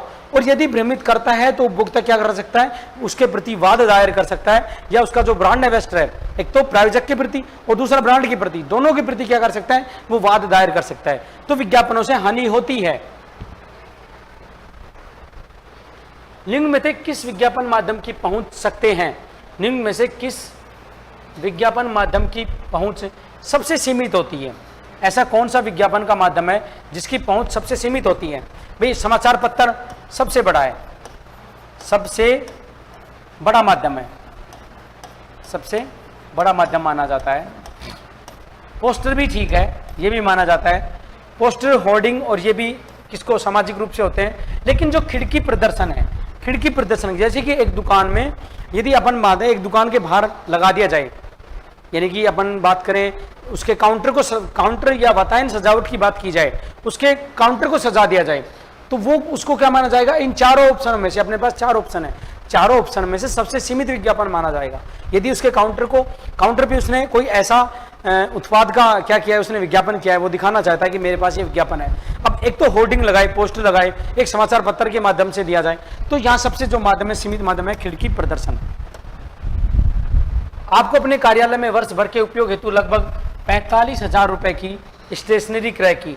आप इस सूचना के विज्ञापन के लिए किस माध्यम का सर्वाधिक उपयुक्त मानते हैं? भाई आपने कोई स्टेशनरी खरीद क्रय की है, ये आपका व्यक्तिगत मामला है, तो इसके लिए आप विज्ञापन देना कोई जरूरी है? एफएम के माध्यम से नहीं देंगे अपन, एफएम के माध्यम से बिल्कुल नहीं देंगे, राष्ट्रीय समाचार पत्र में नहीं देंगे, स्थानीय जो प्रतिष्ठित स्टेशनरी विक्रेताओं को प्रत्यक्ष सूचना दी जाएगी, ये सही है, राज्य स्तर पर नहीं देंगे। तो इसमें इन्होंने क्या पर आपने वर्ष भर के उपयोग हेतु लगभग 45,000 रुपए की क्या की स्टेशनरी क्रय करनी है।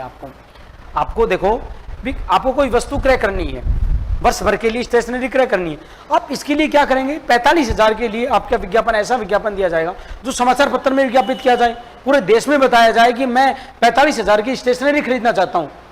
तो ये तो औचित्य की बात तो है नहीं। तो इससे की बजाय, समाचार पत्र के माध्यम से देने की बजाय, राष्ट्रीय समाचार पत्र एफएम में देने की बजाय अपन क्या कर सकते हैं? भाई जो एक स्थानीय जो प्रतिष्ठित स्टेशनरी है, उसको अपन प्रत्यक्ष रूप से सूचना दे सकते हैं कि मैं स्टेशनरी खरीदना चाहता हूं, क्या आप इसके लिए, मतलब इसके एग्रीमेंट के लिए या इस प्रकार के अनुबंध के लिए सहमत हैं, या ऐसा ट्रांजैक्शन करने के लिए आप सहमत हैं? तो ये सारे तो माध्यम क्या होते हैं? ये माध्यम नहीं हो सकते। तो ये राइट आंसर क्या होगा अपना? सी राइट आंसर माना जाएगा। राजस्थान अधीनस्थ सेवा बोर्ड को कनिष्ठ लेखाकार यानी जूनियर अकाउंटेंट भर्ती परीक्षा के विज्ञापन हेतु निम्न में किस माध्यम का चुनाव करने की आप सलाह नहीं देंगे? किस माध्यम की सलाह नहीं देंगे? भाई समाचार पत्र के माध्यम से तो सबसे उचित है भाई, ये तो ठीक है, ये तो दिया जाए, दे सकते हैं अपन इसकी। तो इंटरनेट के माध्यम से भी दे सकते हैं। सावधिक पत्रिकाएं यानी कि जो भाई या तो कोई मंथली आती है या द्विमासिक आती है या 6 मासिक आती है, 12 मासिक, उसमें विज्ञापन। अब बात आती है टेलीकॉलिंग, तो इस माध्यम का अपन क्या करेंगे? चुनाव क्या कर देना है? माध्यम के चुनाव की सलाह नहीं देनी अपने को। तो कौन सा माध्यम हो जाएगा? टेलीकॉलिंग। आंसर क्या हो जाएगा? डी आंसर माना जाएगा, टेलीकॉलिंग। या भाई किसी जब अधीनस्थ बोर्ड क्या करेगा, जूनियर अकाउंटेंट के एग्जाम की क्या दे रहा है? वो विज्ञापन दे रहा है, ठीक है। अब क्या वो प्रत्येक व्यक्ति के पास टेलीफोन करके बताए कि हाँ कि इस समय ये हमारी भर्ती निकली हुई है, आप इसकी परीक्षा में आवेदन कर सकते हैं चाहे तो? क्या ऐसा करेगा? वो नहीं करेगा। तो अपने को क्वेश्चन में पूछा कि कौन से माध्यम का चुनाव नहीं करना चाहिए, तो अपन क्या देंगे कि भाई वो फोन ना करे, टेलीकॉलिंग के माध्यम से किसी को नहीं बताए। अगर बताना है समाचार पत्र के माध्यम से बताए, इंटरनेट के माध्यम से बताए, पत्रिका के माध्यम से बताए, इन माध्यमों का चुनाव कर सकता है। लेकिन इनमें से भी यदि सबसे उपयुक्त माना जाता है तो समाचार पत्र क्या माना जाएगा? सबसे उपयुक्त माना जाएगा। सबसे उपयुक्त व सस्ता माध्यम, सबसे सस्ता माध्यम क्या है? समाचार पत्र है।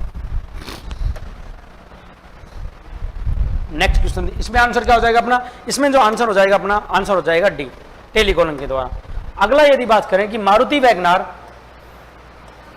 वैगनार का एक विज्ञापन जो इस कार की सेंट्रो, किससे की बात कर रहा है, वैगनार की अपन बात कर रहे हैं, आगे बात सेंट्रो की। फिर कौन सी कार की बात कर रहे हैं, बीट की। बीट कारों से तुलनात्मक उत्कृष्टता। अब यहां की जो बात है, इस क्वेश्चन में क्या पूछा है भाई, 3 कारें हैं, 3 कारों में अपने को तुलना दी जाती है, यानी कि ये जो विज्ञापन है वो तुलनात्मक विज्ञापन है। भाई ये किसकी है, मारुति सुजुकी की कार है, ये किसकी कार है, सेंट्रो हुंडई की कार है, ये बीट किसकी कार है, सेवरेल की। अलग अलग ब्रांड है, अलग अलग कंपनियां, अलग अलग कार हैं, उत्पाद भी अलग अलग हैं। इन तीनों में क्या करके बताना अपने को, तुलनात्मक विज्ञापन दिया जाना है। तुलनात्मक उत्तरार्थ ये कहा जाएगा, क्या कहा जाएगा भैया, भाई सूचनात्मक विज्ञापन, रक्षात्मक विज्ञापन या अनुनयात्मक विज्ञापन। तो यहां पे क्या जाएगा, अपना आंसर हो जाएगा बी, प्रतिस्पर्धात्मक विज्ञापन होगा। यानी कि अपन तुलना करके 3 ब्रांड की, 3 कंपनियों की अपने क्या करके दिखाने, अपन दिखाने इसके क्या, तो इसमें हो जाएगा तुलना करके दिखा रहे हैं, तो अपना आंसर क्या हो जाएगा, राइट आंसर हो जाएगा बी, प्रतिस्पर्धात्मक विज्ञापन। अगले क्वेश्चन की अपन बात करें कि उपभोक्ता संरक्षण अधिनियम के अंतर्गत शिकायत निवारण एजेंसी है, कौन सी है भैया, जिला उपभोक्ता फोरम भी होता है, राष्ट्रीय कमीशन भी है और राज्य कमीशन भी है। तीनों जब अपन इस टॉपिक पर चर्चा कर रहे थे क्लास में, तो अपन तीनों विषय पे इन पे चर्चा की थी। भाई सबसे नीचे कौन सा है, निम्न माध्यम का जिला, जिला के बाद राज्य और राज्य के बाद राष्ट्रीय फोरम।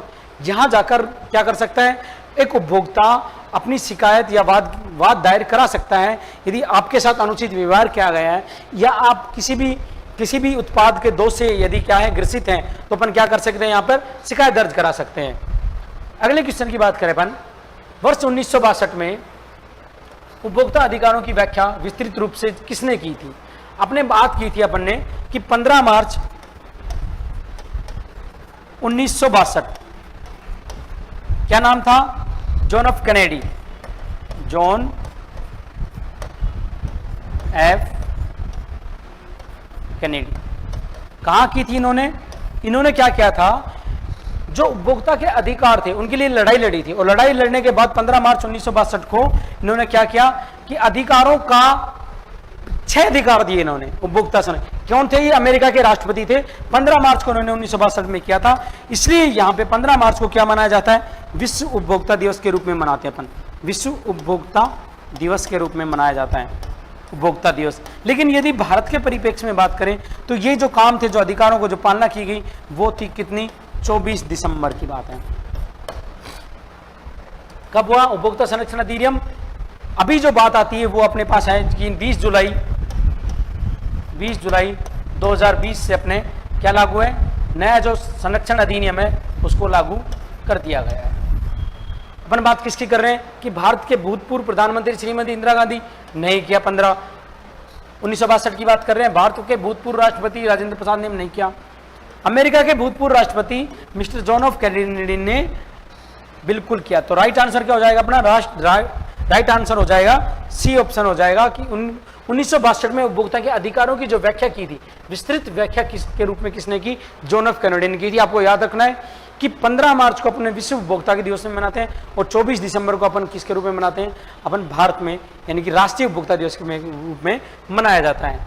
आगे बात करें कि उपभोक्ता संरक्षण अधिनियम के तहत स्थापित राज्य आयोग कितने मूल्य तक वस्तु एवं सेवाओं एवं मुआवजों की शिकायत स्वीकार कर सकता है। अपन ने जब इस टॉपिक पे अपन डिस्कस कर रहे थे तो जिला की जो बात की थी, वर्तमान परिप्रेक्ष्य में बात करेंगे अपन, जिला कितने तक करता है भैया, जिला कितने करता है, 1 करोड़ तक, 1 करोड़ तक की बात करता है। जब बात आती है राज्य की, तो राज्य कहां तक करता है, 1 करोड़ से 10 करोड़ तक जरूर दे याद रखना आप। और जब राष्ट्रीय आयोग की बात आती है तो राष्ट्रीय आयोग कितना करता है, 10 करोड़ से अधिक, 10 करोड़ से अधिक की बात करता है। ठीक है, तो जिला जो आयोग है उपभोक्ता आयोग, तो ये पूछ कर रहा है, राज्य आयोग की पूछ रहा है, तो ये क्या करता है, 1 से 10 करोड़ तक। अब यहां अपने पास क्या है, ऑप्शन में नहीं है।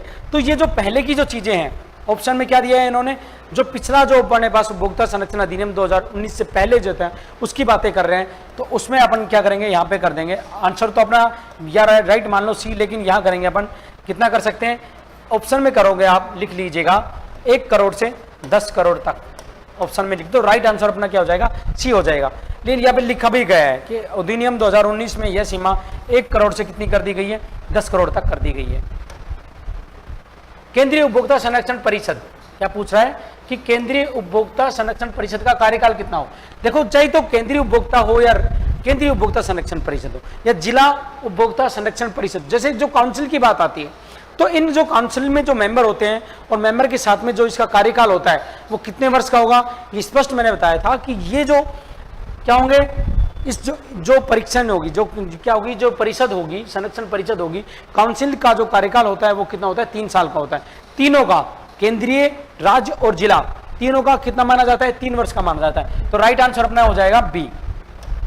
यदि आगे बात करें कि उपभोक्ता संरक्षण अधिनियम के अंतर्गत शिकायत से आस्य क्या है, भाई शिकायत कैसे हो सकती है। भाई आप जब किसी भी किसमें क्या करें, अधिनियम के अंतर्गत, तो आप शिकायत करना चाहते हैं, तो शिकायत कैसे होनी, मौखिक शिकायत कभी माने नहीं होती।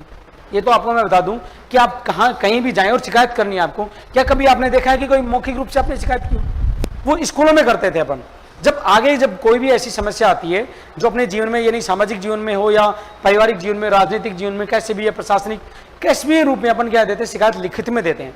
तो क्या जाएगा यहाँ पे, लिखित में आरोप की बात आएगी। तो राइट आंसर अपना हो जाएगा, क्या हो जाएगा, ए। उपभोक्ता संरक्षण अधिनियम 1986 के अंतर्गत शिकायत करने की समय सीमा क्या है। भैया तो अब 1986 नहीं है, अभी 2009 है और इसमें भी सेम किया गया है। कितनी वर्ष है, 2 वर्ष तक। जैसे ही आप किसी चीज से, यदि आपके साथ अनुचित व्यवहार किया गया है तो आप क्या कर सकते हैं, आप 2 वर्ष तक शिकायत दर्ज करा सकते हैं। यानी कि आज आपके साथ हुआ 2023 में, तो आप 2025 तक कभी भी आप शिकायत दर्ज करवा सकते हैं। तो ये 2019 और 1986 दोनों में बराबर है। आगे अपन बात करें कि कौन सा अधिकार उपभोक्ता संरक्षण अधिनियम 1986 द्वारा प्रदान नहीं किया जाता। ये 1986 को हटा दीजिए, आप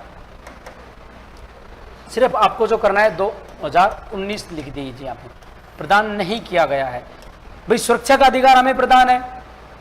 भाई कंज्यूमर प्रोटेक्शन एक्ट 2019 की धारा 2 के अनुसार हमें 6 अधिकार दिए गए। 6 अधिकार में सुरक्षा का अधिकार भी हमें है, सूचना का अधिकार भी हमारे पास है, चयन का अधिकार भी है, लेकिन प्रतिस्थापन का अधिकार नहीं है। प्रतिस्थापन की जगह अपने कौन सा अधिकार प्राप्त होता है, क्षतिपूर्ति का अधिकार होता है। अपन किसी भी चीज की क्या कर सकते हैं, क्षतिपूर्ति प्राप्त की जा सकती, क्षतिपूर्ति का अधिकार। तो यहां क्या जाएगा, हाँ राइट आंसर माना जाएगा अपना डी। क्या होगा, प्रतिस्थापन का अधिकार अपने पास नहीं होता है, इसकी जगह अपन क्या कर सकते हैं, क्षतिपूर्ति का अधिकार होता है। किसी भी वस्तु, यदि आपको कोई वस्तु मिलती है, क्षतिग्रस्त मिलती है, तो आप क्या कर सकते हैं, उसे प्रतिस्थापन थोड़ी करवा सकते हैं अपन। हाँ, अपन उसको क्या, क्षतिपूर्ति का अधिकार होता है अपने पास। यदि आपने किसी भी किससे, दुकानदार से आपने कोई वस्तु का क्रय किया, लेकिन वो वस्तु कैसी है, क्षतिग्रस्त है, तो अपन क्षतिपूर्ति करवा सकते हैं। जो अधिकार है अपना, वो उसका स्वयं विवेक है। भाई कभी अपन ने देखा होगा कि फ्लिपकार्ट पे अपन क्या करते हैं, रिप्लेसमेंट का डाल देते हैं, लेकिन अभी अधिकार नहीं होता है, वो उस कंपनी का स्वयं विवेक है। अगर उसे लगे कि हाँ मुझे ग्राहक को साथ जो समन्वय रखना है या ग्राहकों को बनाए रखना है, क्योंकि सबसे बड़ी बात क्या होती है एक व्यवसाय की, भाई नव परिवर्तन के साथ ग्राहकों का सर्जन तो करना ही है अपने को। ग्राहकों का सर्जन के साथ साथ अपने पास जो विद्यमान ग्राहक है उनको भी बनाए रखना है। अब विद्यमान ग्राहक को बनाए रखने के लिए क्या करना पड़ेगा, अपने को क्या ग्रहणशीलता होनी चाहिए। यदि वो प्रतिस्थापन का मांगे तो प्रतिस्थापन दीजिए, आप क्षतिपूर्ति मांगे तो क्षतिपूर्ति दीजिए। क्यों, अगर आपने इन दोनों चीजों पे या ग्रहणशीलता पे अगर आपने ध्यान नहीं दिया तो क्या होगा, भाई जो ग्राहक है वो डाइवर्ट हो जाएगा, दूसरे प्रकार के उत्पादों का यूज करने लगेगा, दूसरे ब्रांड के उत्पाद यूज लेगा, फ्लिपकार्ट की बजाय वो हमें अमेजन पे शिफ्ट हो जाएगा। तो अपने को क्या होता है, जितने भी ये ब्रांड है, अपन जोमेटो से ऑर्डर किया, खाना खराब आ गया, वापस रिफंड मिल जाता है। इसका एक ही रीजन है आपके पास, क्योंकि वो आपको बनाए रखना चाहते हैं, वो चाहते हैं कि आप हमसे जुड़े रहें। क्योंकि सबसे बड़ी बात क्या होती है, ग्राहकों का सर्जन। ग्राहक नहीं मिल पाते हैं, बाकी सारी चीजें मिल जाएंगी लेकिन ग्राहक नहीं मिलेगा। अगर आपको उसने एक बार रिफंड नहीं किया तो आपने क्या किया, अनइंस्टॉल मार दिया, बात ही खत्म हो गई। अब वो ग्राहक कहां ढूंढते फिरेंगे।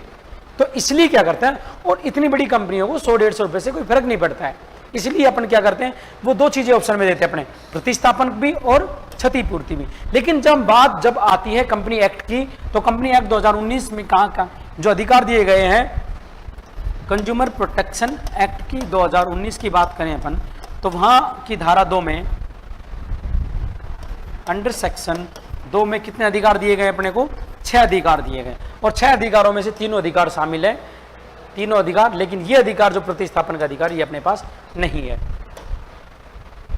एक 5 सितारा होटल में बने उत्पाद 10 किलोग्राम उन्होंने क्या खरीदा भाई, बटर खरीदा, ठीक है, क्रैक किया इन्होंने। यह बटर खराब होने के कारण उसे न केवल आर्थिक हानि हुई बल्कि अपितु उसकी छवि भी खराब हुई। क्या वह उपभोक्ता संरक्षण अधिनियम 2019 के अंतर्गत वाद दायर कर सकता है? बिल्कुल नहीं कर सकता। ऐसी चीजें जो क्या होती है, जो तुरंत उपभोग की चीजें हैं, उनको अपन क्या कर सकते हैं, वाद दायर नहीं कर सकते। भाई आपने किसी से आपने बटर खरीदा, ठीक है, इसमें क्या होगा 10 किलो आपने बटर लिया, तो ऐसी जो चीजें होती हैं वो क्या क्षतिपूर्ति लायक हो सकती हैं, वो प्रतिस्थापन, आप उस चीज की ऐसी चीजों के लिए क्या कर सकते हैं, आप वाद दायर नहीं कर सकते। तो इसमें कहीं ऑप्शन है, हाँ नहीं किया जा सकता, नहीं किया जा सकता, आंसर होगा अपना नहीं। उपभोक्ता संरक्षण अधिनियम दोनों के प्रावधान मुख्यतः हैं भाई, अभी जो अपन जिस चीज पे बात कर रहे थे वही आ गए भाई, दंडात्मक नहीं है, दंड नहीं दिया जा सकता है, निषेधात्मक भी नहीं है, निरोधात्मक भी नहीं है, कैसे क्षतिपूरक है। अभी अपन ने पढ़ा था कि प्रतिस्थापन है क्षतिपूरक। तो जो प्रावधान होते हैं उपभोक्ता संरक्षण अधिनियम के जितने भी प्रावधान हैं ये कैसे क्षतिपूरक प्रावधान होते हैं, जो आपको याद रखनी चाहिए। यदि आपके पास में ऐसा मिल जाए कि वो प्रतिस्थापना का अधिकार देता है या फिर निषेधात्मक है, दंडात्मक है, दंडात्मक नहीं होते हैं, सिर्फ प्रोसेप्ट। यदि आपको कोई भी ऐसी वस्तु प्राप्त होती है जो दोषों से ग्रसित है, ठीक है, और आपने वाद दायर किया, तो वाद दायर करने के बाद भी निर्णय यही लिया जाता है, यदि उसमें आप सोचो कि लैब की जरूरत है, लैब के द्वारा भी यदि आप लोगों को पता लगा, जांच के लिए चली जाती है, लैब में जांच के लिए जाती है और वहां पता लगता है कि वहां जांच में सामने आता है कि जो वस्तु है वो दोषों से ग्रसित है, तो क्या किया जाएगा, दंड नहीं दिया जाएगा। दंड देने की बजाय अपन किसकी बात करेंगे, क्षतिपूर्ति की बात की जाएगी। तो जो जितने भी प्रावधान है अधिनियम में सारे कैसे क्षतिपूरक प्रावधान है। आगे बात करें अपन की उपभोक्ता अदालतों में दावे प्रस्तुत किए जाने की अवधि सामान्यतः दावा के कारण का उत्पन्न होने के कितने वर्ष तक, 2 वर्ष तक, 2 वर्ष तक होती है। राइट आंसर क्या हो जाएगा अपना, राइट आंसर हो जाएगा बी, यानी कि 2 वर्ष तक अपन क्या कर सकते हैं, वाद दायर कर सकते हैं, दावा किया जा सकता है। उपभोक्ता संरक्षण अधिनियम 2019 की धारा 2(9) में उपभोक्ता के 6 अधिकार बताए गए। जैसे अभी अपने बताया था कि धारा 2 में क्या बताए गए, 6 अधिकार बताए गए हैं। लिंग में से कौन सा समूह उपभोक्ता अधिकारों से संबंधित नहीं है? भाई कौन सा समूह है? सुरक्षा का अधिकार बिल्कुल मिलता है, सूचना का भी अधिकार है अपने पास, ये तो है। उत्पादक से बदला लेने व व्यवसाय को बंद करने का अधिकार, ऐसा कौन सा अधिकार दिया? कभी नहीं दिया अपने को। चयन का अधिकार भी दिया गया था, सुनवाई का अधिकार भी अपने पास है, शिकायत निवारण का अधिकार भी है, और क्षतिपूर्ति उपभोक्ता क्षतिपूर्ति का भी है, और उपभोक्ता शिक्षा का अधिकार भी है। ये सारे अधिकार हैं। कितने हो गए? 1 2 3 4 5, ये 5 है कुल मिला के। शिकायत निवारण है और 5 हो गए, और उपभोक्ता शिक्षा का अधिकार हो गया 6 अधिकार हो गए। अब ये जो उत्पादक को से बदला लेना, अब बदला किस प्रकार से लिया जाएगा?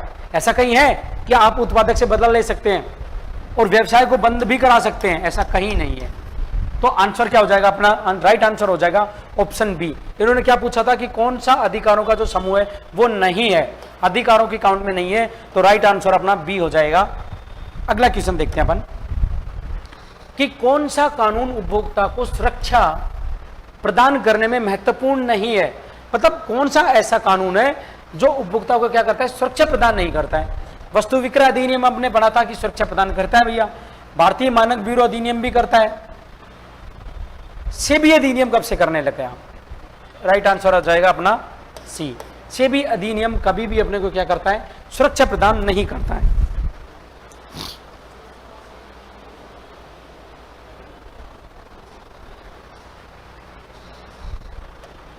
आगे अपन बात करें कि उपभोक्ता संरक्षण अधिनियम 2019 नियम में से किस क्षेत्र पर लागू होता है?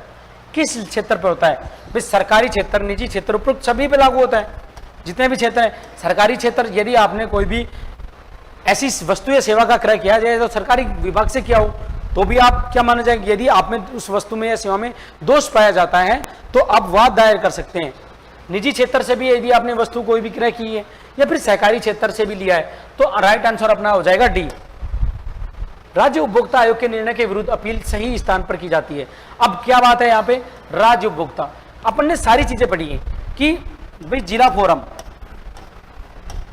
और जिला फोरम से अपन कहाँ पे जाएंगे, जिला फोरम से अपन जाएंगे राज्य पे, राज्य आयोग पे, और राज्य आयोग पर कहाँ जाएंगे अपन, राष्ट्रीय आयोग पे जाएंगे। यहाँ पर वाद दायर कब कर सकते हैं, 45। अब इसकी बात है कि यहाँ पर कितने दिनों में किया जाएगा, 30 दिन में। राज्य आयोग से राष्ट्रीय आयोग में कितने दिनों में जाएगा, 30 दिनों में किया जाएगा। तो जो अपील की जा सकती है उसके लिए कितने दिन मिलते हैं, 45 डेज मिलते हैं। तो यहाँ क्या आपको पूछा है, राज्य आयोग के निर्णय के विरुद्ध, तो राज्य आयोग के निर्णय के विरुद्ध अपन राष्ट्रीय आयोग में जा सकते हैं। तो राइट आंसर कितना हो जाएगा अपना, राइट आंसर हो जाएगा सी। किसी राज्य उपभोक्ता आयोग द्वारा उन शिकायतों की सीधी सुनवाई की जा सकती है जिनमें वस्तु सेवा का मूल्य में क्षतिपूर्ति की दावे की राशि हो। क्या पूछ रहा है, ये राज्य आयोग की बात कर रहा है। तो राज्य आयोग कितने तक के दावे को स्वीकार करता है, अपन ने बात की थी कि 1 करोड़ से 10 करोड़ तक। राइट आंसर क्या होगा भाई, 10 करोड़ तक के। 1 करोड़ तक तो कौन सा है, 1 करोड़ तक की बात अपन कर रहे थे, तो उसमें कौन सा आ जाएगा, जिला आयोग 1 करोड़ तक लेता है।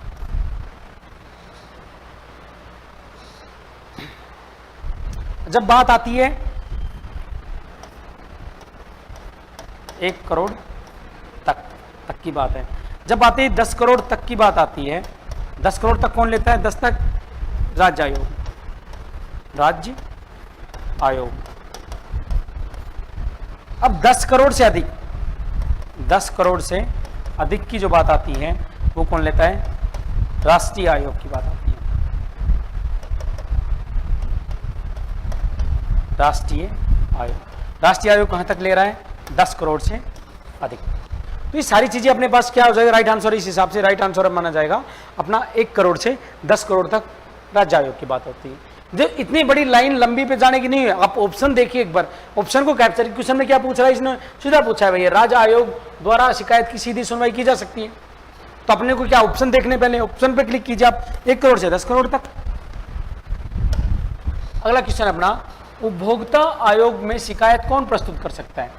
जैसे अपन उस टॉपिक पे चर्चा कर रहे थे, या तो एक उपभोक्ता जिसके साथ अनुचित व्यवहार हुआ है, या उपभोक्ताओं का समूह, किसी के भी द्वारा शिकायत कराई जा सकती है।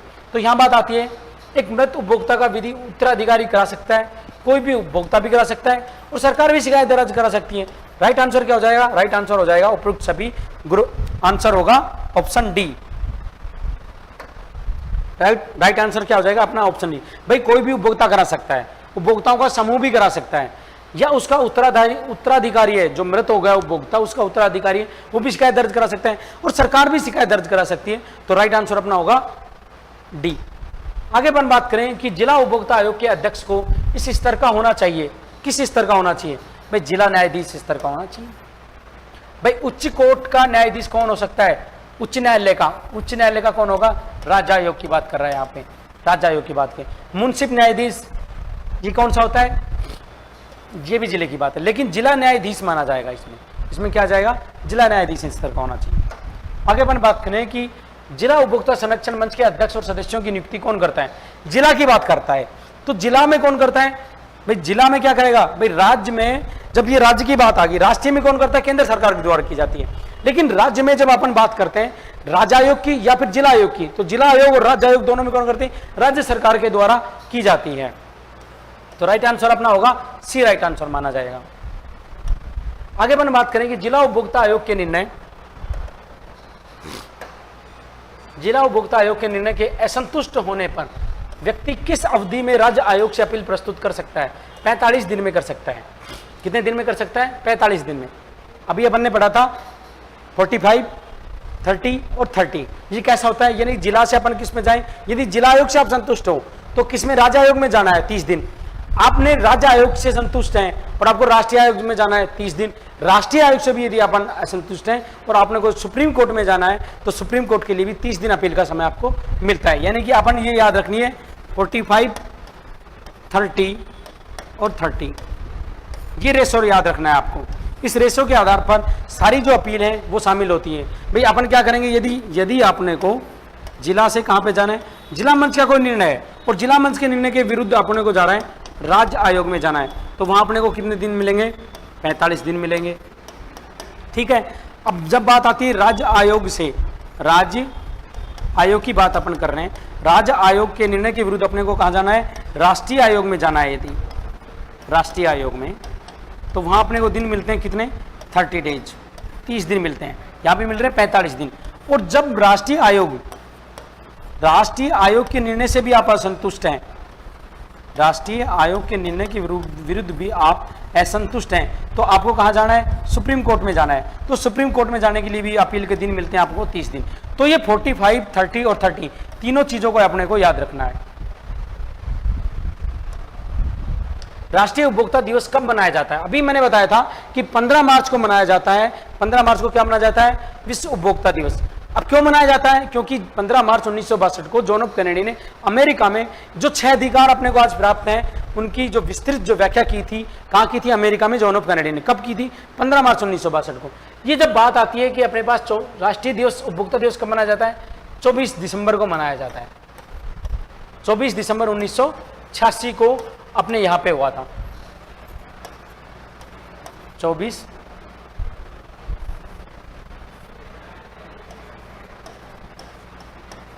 24 दिसंबर 1986 को कहाँ पे हो, भारत में इसे लागू किया था। उपभोक्ता संरक्षण अधिनियम को लागू किया गया कब, 24 दिसंबर 1900।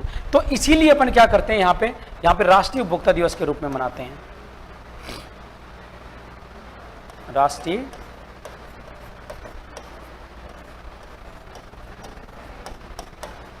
उपभोक्ता दिवस। और जब बात आती है विश्व उपभोक्ता दिवस की,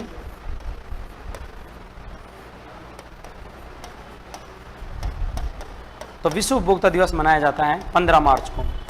बताया आपको कि 15 मार्च को क्यों मनाया जाता है, क्योंकि 15 मार्च 1962 को जॉन एफ कैनेडी ने, जो अमेरिका के राष्ट्रपति थे, उन्होंने 6 अधिकार दिए थे 15 मार्च 1962 को अमेरिका में।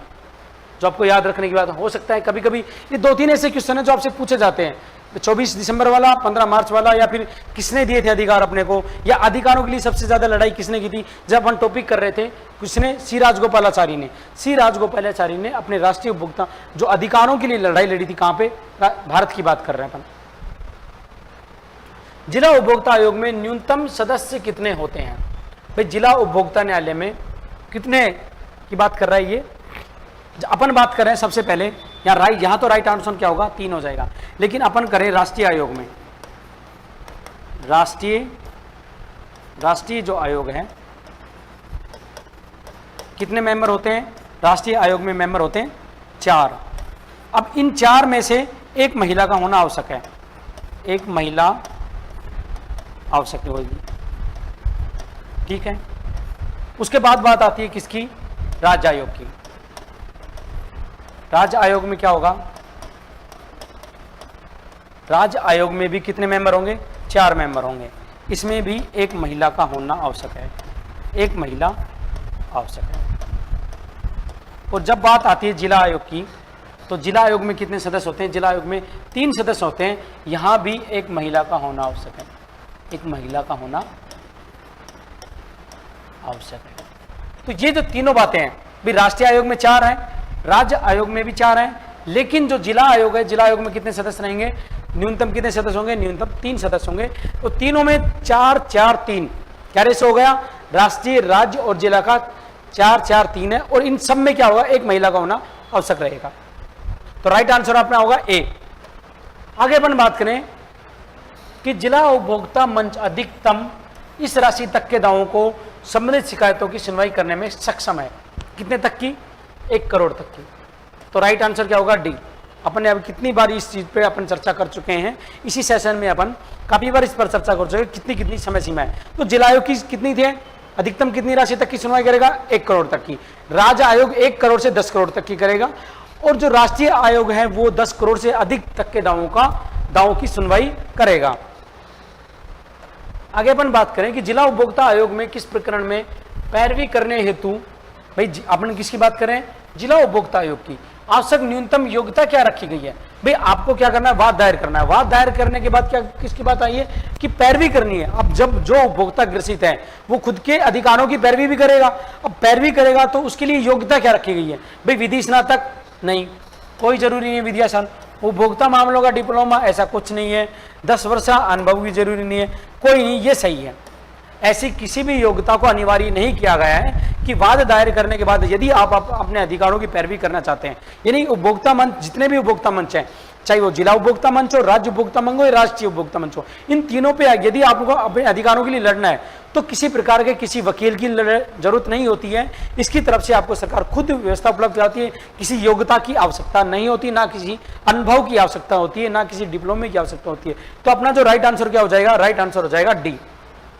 नेक्स्ट क्वेश्चन देखते हैं अपन कि जिला उपभोक्ता आयोग पर संबंधित जिले का जिला कलेक्टर का किस प्रकार का नियंत्रण होता है? किस प्रकार का प्रशासकीय नियंत्रण जिला उपभोक्ता आयोग में? अपन किसकी बात करें? जिला उपभोक्ता आयोग की। भाई जिला न्यायाधीश की योग्यता रखता हो, ये किसकी बात? जिला कलेक्टर की बात कर रहा है। भाई जिला इसका जो अध्यक्ष होता है जिला आयोग का, वो कौन होता है? जिला न्यायाधीश होता है। जिला कलेक्टर एक प्रशासकीय अधिकारी होता है, उसका इससे कोई लेना देना नहीं होता है। तो बात किसकी कर रहे हैं अपन? यहाँ पे बात आता है कि नियंत्रण कैसा रखता है। भाई जिला कलेक्टर का कोई नियंत्रण नहीं होता है। राइट आंसर क्या हो जाएगा? अपना डी हो जाएगा। आगे बात करें कि राज्य उपभोक्ता आयोग के सदस्यों की नियुक्ति कौन करता है? अभी मैंने बताया था आपको कि राज्य आयोग हो या फिर जिला आयोग हो, दोनों की कौन नियुक्ति करता है? राज्य सरकार के द्वारा की जाती है। जहां राज्य का मैटर आ जाएगा वहां राज्य की, और जहां राष्ट्रीय की बात करती है, जो केंद्र सरकार किसकी करती है? राष्ट्रीय आयोग के सदस्यों की नियुक्ति कौन करती है? राष्ट्रीय आयोग के सदस्यों की नियुक्ति केंद्र सरकार के द्वारा की जाती है। अगला क्वेश्चन है अपना, तो यहां जो राइट आंसर अपना क्या था? राइट आंसर था बी, राज्य सरकार के द्वारा किसकी नियुक्ति की जाती है? राज्य उपभोक्ता आयोग के सदस्यों की नियुक्ति। आगे अपन बात करें कि उपभोक्ता संरक्षण अधिनियम 2019 में उपभोक्ता की परिभाषा को पूर्व अधिनियम यानी कि 1986 की तुलना में अधिक व्यापक बनाते हुए निम्नांकित संबंधित ऑफ लेन देनों को सम्मिलित किया गया है। यानी कि जो ऑनलाइन जो लेन देन है उनको सम्मिलित किया गया है। अभी जैसे मैं बता दूं आपको, जो सभी ई कॉमर्स के जो लेन देन है, ट्रांजैक्शन है, उन सभी को किसमें कर लिया गया? पहले ये चीजें शामिल नहीं थी। उपभोक्ता संरक्षण अधिनियम 1986 में जो ऑनलाइन जितने भी ट्रांजैक्शन थे या अपन लेन देन की बात करें, उनको इसमें शामिल नहीं किया गया था कि इसमें क्षतिपूर्ति के प्रावधान लागू हों। लेकिन जब 2019 की बात करते हैं, जो 20 जुलाई 2020 से अपने पास 24 जुलाई 2020 से लागू हुआ है, उसमें किन किन को शामिल किया गया है? इलेक्ट्रॉनिक माध्यम से जितने भी क्रय किए जाएंगे वो उसको शामिल किया जाता है। टेली शॉपिंग को भी शामिल किया जाता है। डायरेक्ट एवं मल्टी लेवल की मार्केटिंग को भी शामिल किया जाता है। उपरोक्त सभी को शामिल किया जाता है। 2019 में उपरोक्त सभी को शामिल किया जाता है। तो अपना जो राइट आंसर होगा वो हो जाएगा ऑप्शन डी। अब बात करते हैं अपन नेक्स्ट क्वेश्चन पे कि उपभोक्ता संरक्षण अधिनियम 2019 से स्थापित केंद्रीय उपभोक्ता संरक्षण प्राधिकरण सीसीपीए है। यानी कि अभी जो एक नया बनाया गया है वो क्या है? सीसीपी, केंद्रीय यानी कि सेंट्रल कंज्यूमर प्रोटेक्शन क्या बनाया गया है? अथॉरिटी की बात कर रहा है, प्राधिकरण की बात की है इन्होंने। तो ये प्राधिकरण क्या है भाई? एक नियामक संस्था मानी गई, यानी कि जो इस अधिनियम को जो रेगुलेट करेगी, यानी कि इस अधिनियम की जो सबसे सर्वे सर्वा जो मानी गई है वो सीसीपीए मानी गई है। यानी कि जिला आयोग, राष्ट्रीय आयोग और राज्य आयोग, इन तीनों का जो रेगुलेशन जो रेगुलेट करता है वो कौन करता है? सीसीपीए करता है, यानी कि सेंट्रल कंज्यूमर प्रोटेक्शन अथॉरिटी। इसके द्वारा क्या किया जाता है? इसको नियामक किया जाता है, रेगुलेट किया जाता है। ये एक प्राधिकरण है, ठीक है। उपभोक्ता अधिकारों की रक्षा करता है, प्रचार करता है। उपभोक्ता के अधिकारों को क्या करेगा? रक्षा करेगा। उपभोक्ता के अधिकारों का प्रचार करेगा, जो अपने पास 6 है। प्रवर्तन भी यानी कि प्रमोशन भी करता है। अनुचित व्यापार प्रथाओं को नियंत्रित करता है। जो अनुचित जो व्यापार प्रथाएं उनको क्या करता है? उनको भी रेगुलेट करता है, नियंत्रित करता है। इसकी अपनी एक जांच शाखा भी होती है, बिल्कुल सही है। उपयुक्त सभी, तो राइट आंसर क्या हो जाएगा? ग्रुप। अब जो सभी चीजें यानी कि सीसीपी एक नियामक संस्था भी है, प्राधिकरण भी है, उपभोक्ता के अधिकारों को रक्षा भी करता है, प्रचार भी करता है, प्रमोशन भी करता है, और व्यापार की प्रथाओं को क्या करता है? नियंत्रित भी करता है। इसकी अपनी एक जांच शाखा है। तो सारे ऑप्शन क्या है? सही है। तो राइट आंसर अपना क्या माना जाएगा? राइट आंसर अपन करेंगे डी। नेक्स्ट क्वेश्चन देखते हैं अपन कि उपभोक्ता संरक्षण अधिनियम 2019 में पहली बार क्या किया गया? विवाद समाधान की वैकल्पिक व्यवस्था यानी कि मध्यस्थता का प्रावधान किया गया। ये तो सही है।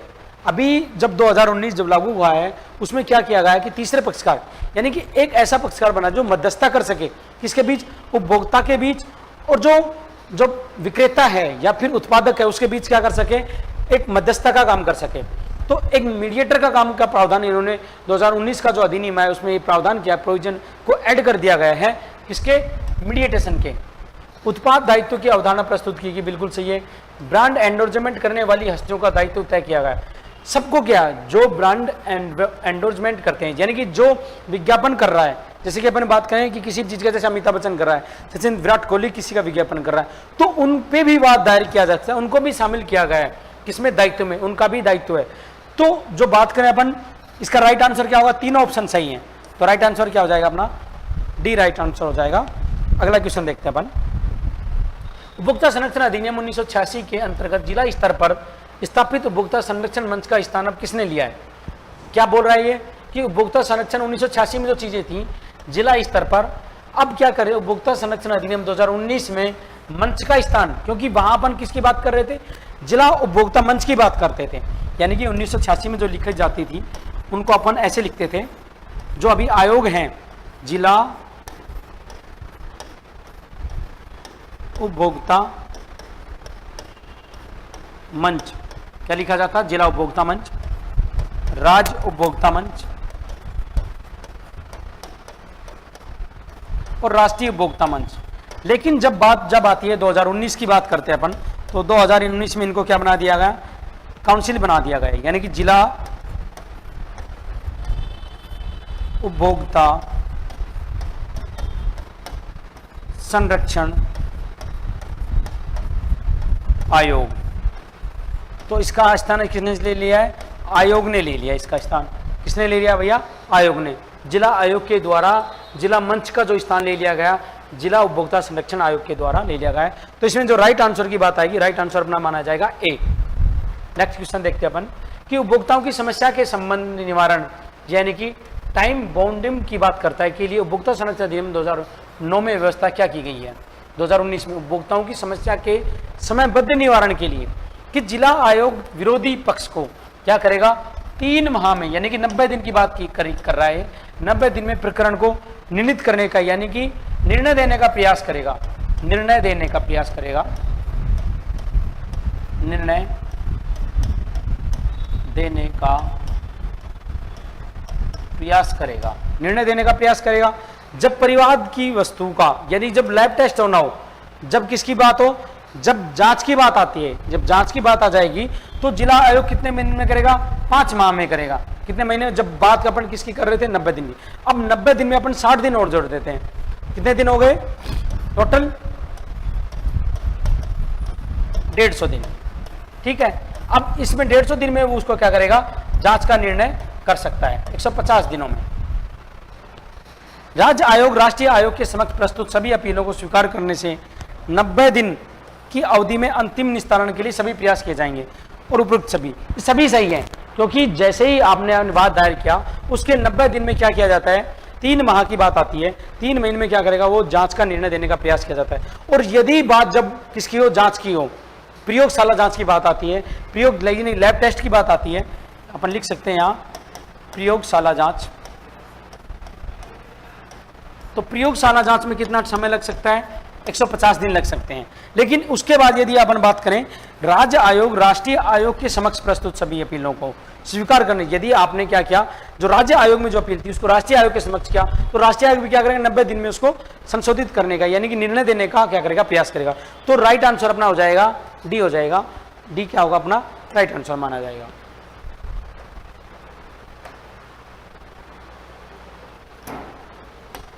उपभोक्ता विवाद में शिकायत समानता आयोग में की जाएगी जिसके क्षेत्र अधिकार की सीमा है।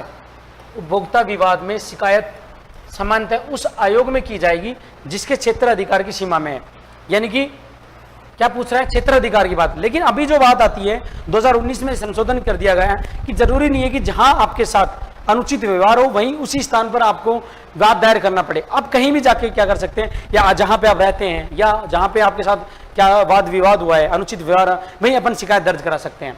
तो विरोधी पक्ष का व्यापारिक स्थान का निवास हो, शिकायतकर्ता के व्यवसाय का स्थान निवास हो, जहां उस शिकायत का कारण पूर्णतः अंशतः उत्पन्न हुआ हो, ऐसा कहीं नहीं है। इनमें से कहीं भी अपन कहाँ शिकायत करा सकते हैं, कहीं भी शिकायत दर्ज करा सकते हैं।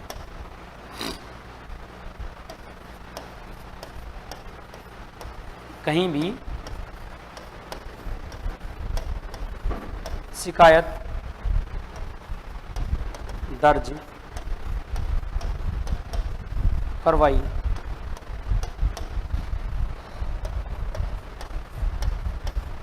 करवाई जा सकती है। कहीं भी शिकायत दर्ज करवा सकते हैं। ये जरूरी नहीं है कि जहां पे आपके साथ अनुचित व्यवहार हुआ है, वाद विवाद हुआ है, वहीं पे होगा, या तो आप उसके जिले में करवा दीजिए, कहीं मतलब जब चाहे। लेकिन जहां पहले जब 1986 की बात थी, कंज्यूमर प्रोटेक्शन एक्ट 1986 में अपन क्या था, एक प्रोविजन था। प्रोविजन ये था कि जहां आपके साथ क्या हुआ है, अनुचित व्यवहार हुआ है, वहीं पे अपन क्या कर सकते हैं, वहीं के जिला फोरम पे या फिर वहां के जिला फोरम पे सबसे पहले अपने को वाद दायर कराना पड़ेगा। यदि वहां से आप क्या होते हैं, वहां के निर्णय से आप यदि असंतुष्ट हैं, तो असंतुष्ट होने के बाद 45 दिन के बाद अपन क्या करेंगे, अपील दायर कर सकते हैं। किसमें? राज्य आयोग में। और राज्य आयोग के यदि अपन निर्णय से असंतुष्ट हैं, तो राज्य आयोग के निर्णय के असंतुष्ट होने पर किस कहाँ वाद दायर कर सकते हैं? राष्ट्रीय आयोग में वाद दायर किया जा सकता है। आगे बात करें, अपना अगला क्वेश्चन है, जिला आयोग के निर्णय के राज्य आयोग को, राज्य आयोग के निर्णय के विरुद्ध राष्ट्रीय आयोग को, राष्ट्रीय आयोग के निर्णय के विरुद्ध सुप्रीम कोर्ट में कितने दिन में अपील की जा सकती है? तो अपन ने पहले देखा था, ऑप्शन ए में हमने 45 दिन। 45 दिन गलत है। यहाँ पे यदि ये होता 30 दिन तो ये सही हो सकता था।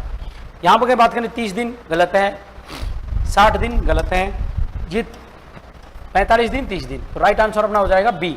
राइट आंसर क्या होगा? बी। यानी कि जिला आयोग के निर्णय से आप असंतुष्ट हैं तो राज्य आयोग में अपन कितने 45 डेज में।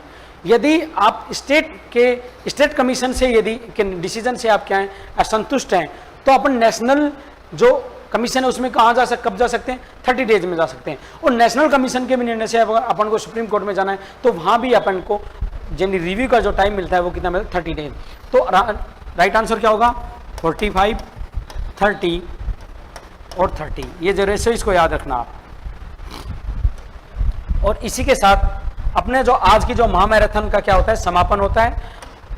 सभी को शुरुआत से अभी तक जुड़ने के लिए सभी को धन्यवाद। और इसको आप बार बार रिपीट कीजिएगा, जितने भी इसमें जो क्वेश्चन बने अभी तक उन सभी को आप ध्यान से देखिएगा। और अगली क्लास, अपनी महामैराथन की क्लास जो बिजनेस को पूर्णतः, यानी कि अगली 2 दिन क्लास और ली जाएगी, उसके बाद क्या हो जाएगा, जो आपका बिजनेस का जो सब्जेक्ट है, बिजनेस स्टडी या व्यवसाय अध्ययन पूरा कंप्लीट कर दिया जाए। उन सभी क्वेश्चनों, उन महत्वपूर्ण क्वेश्चनों का यहाँ समावेश किया जाएगा जहाँ पे जो आपके एग्जाम में आने वाले हैं। और जब आप एग्जाम देके आए तो इस क्लास को जरूर देख के एक बार मिलान कीजिएगा कि कितने क्वेश्चन इसमें से मिले।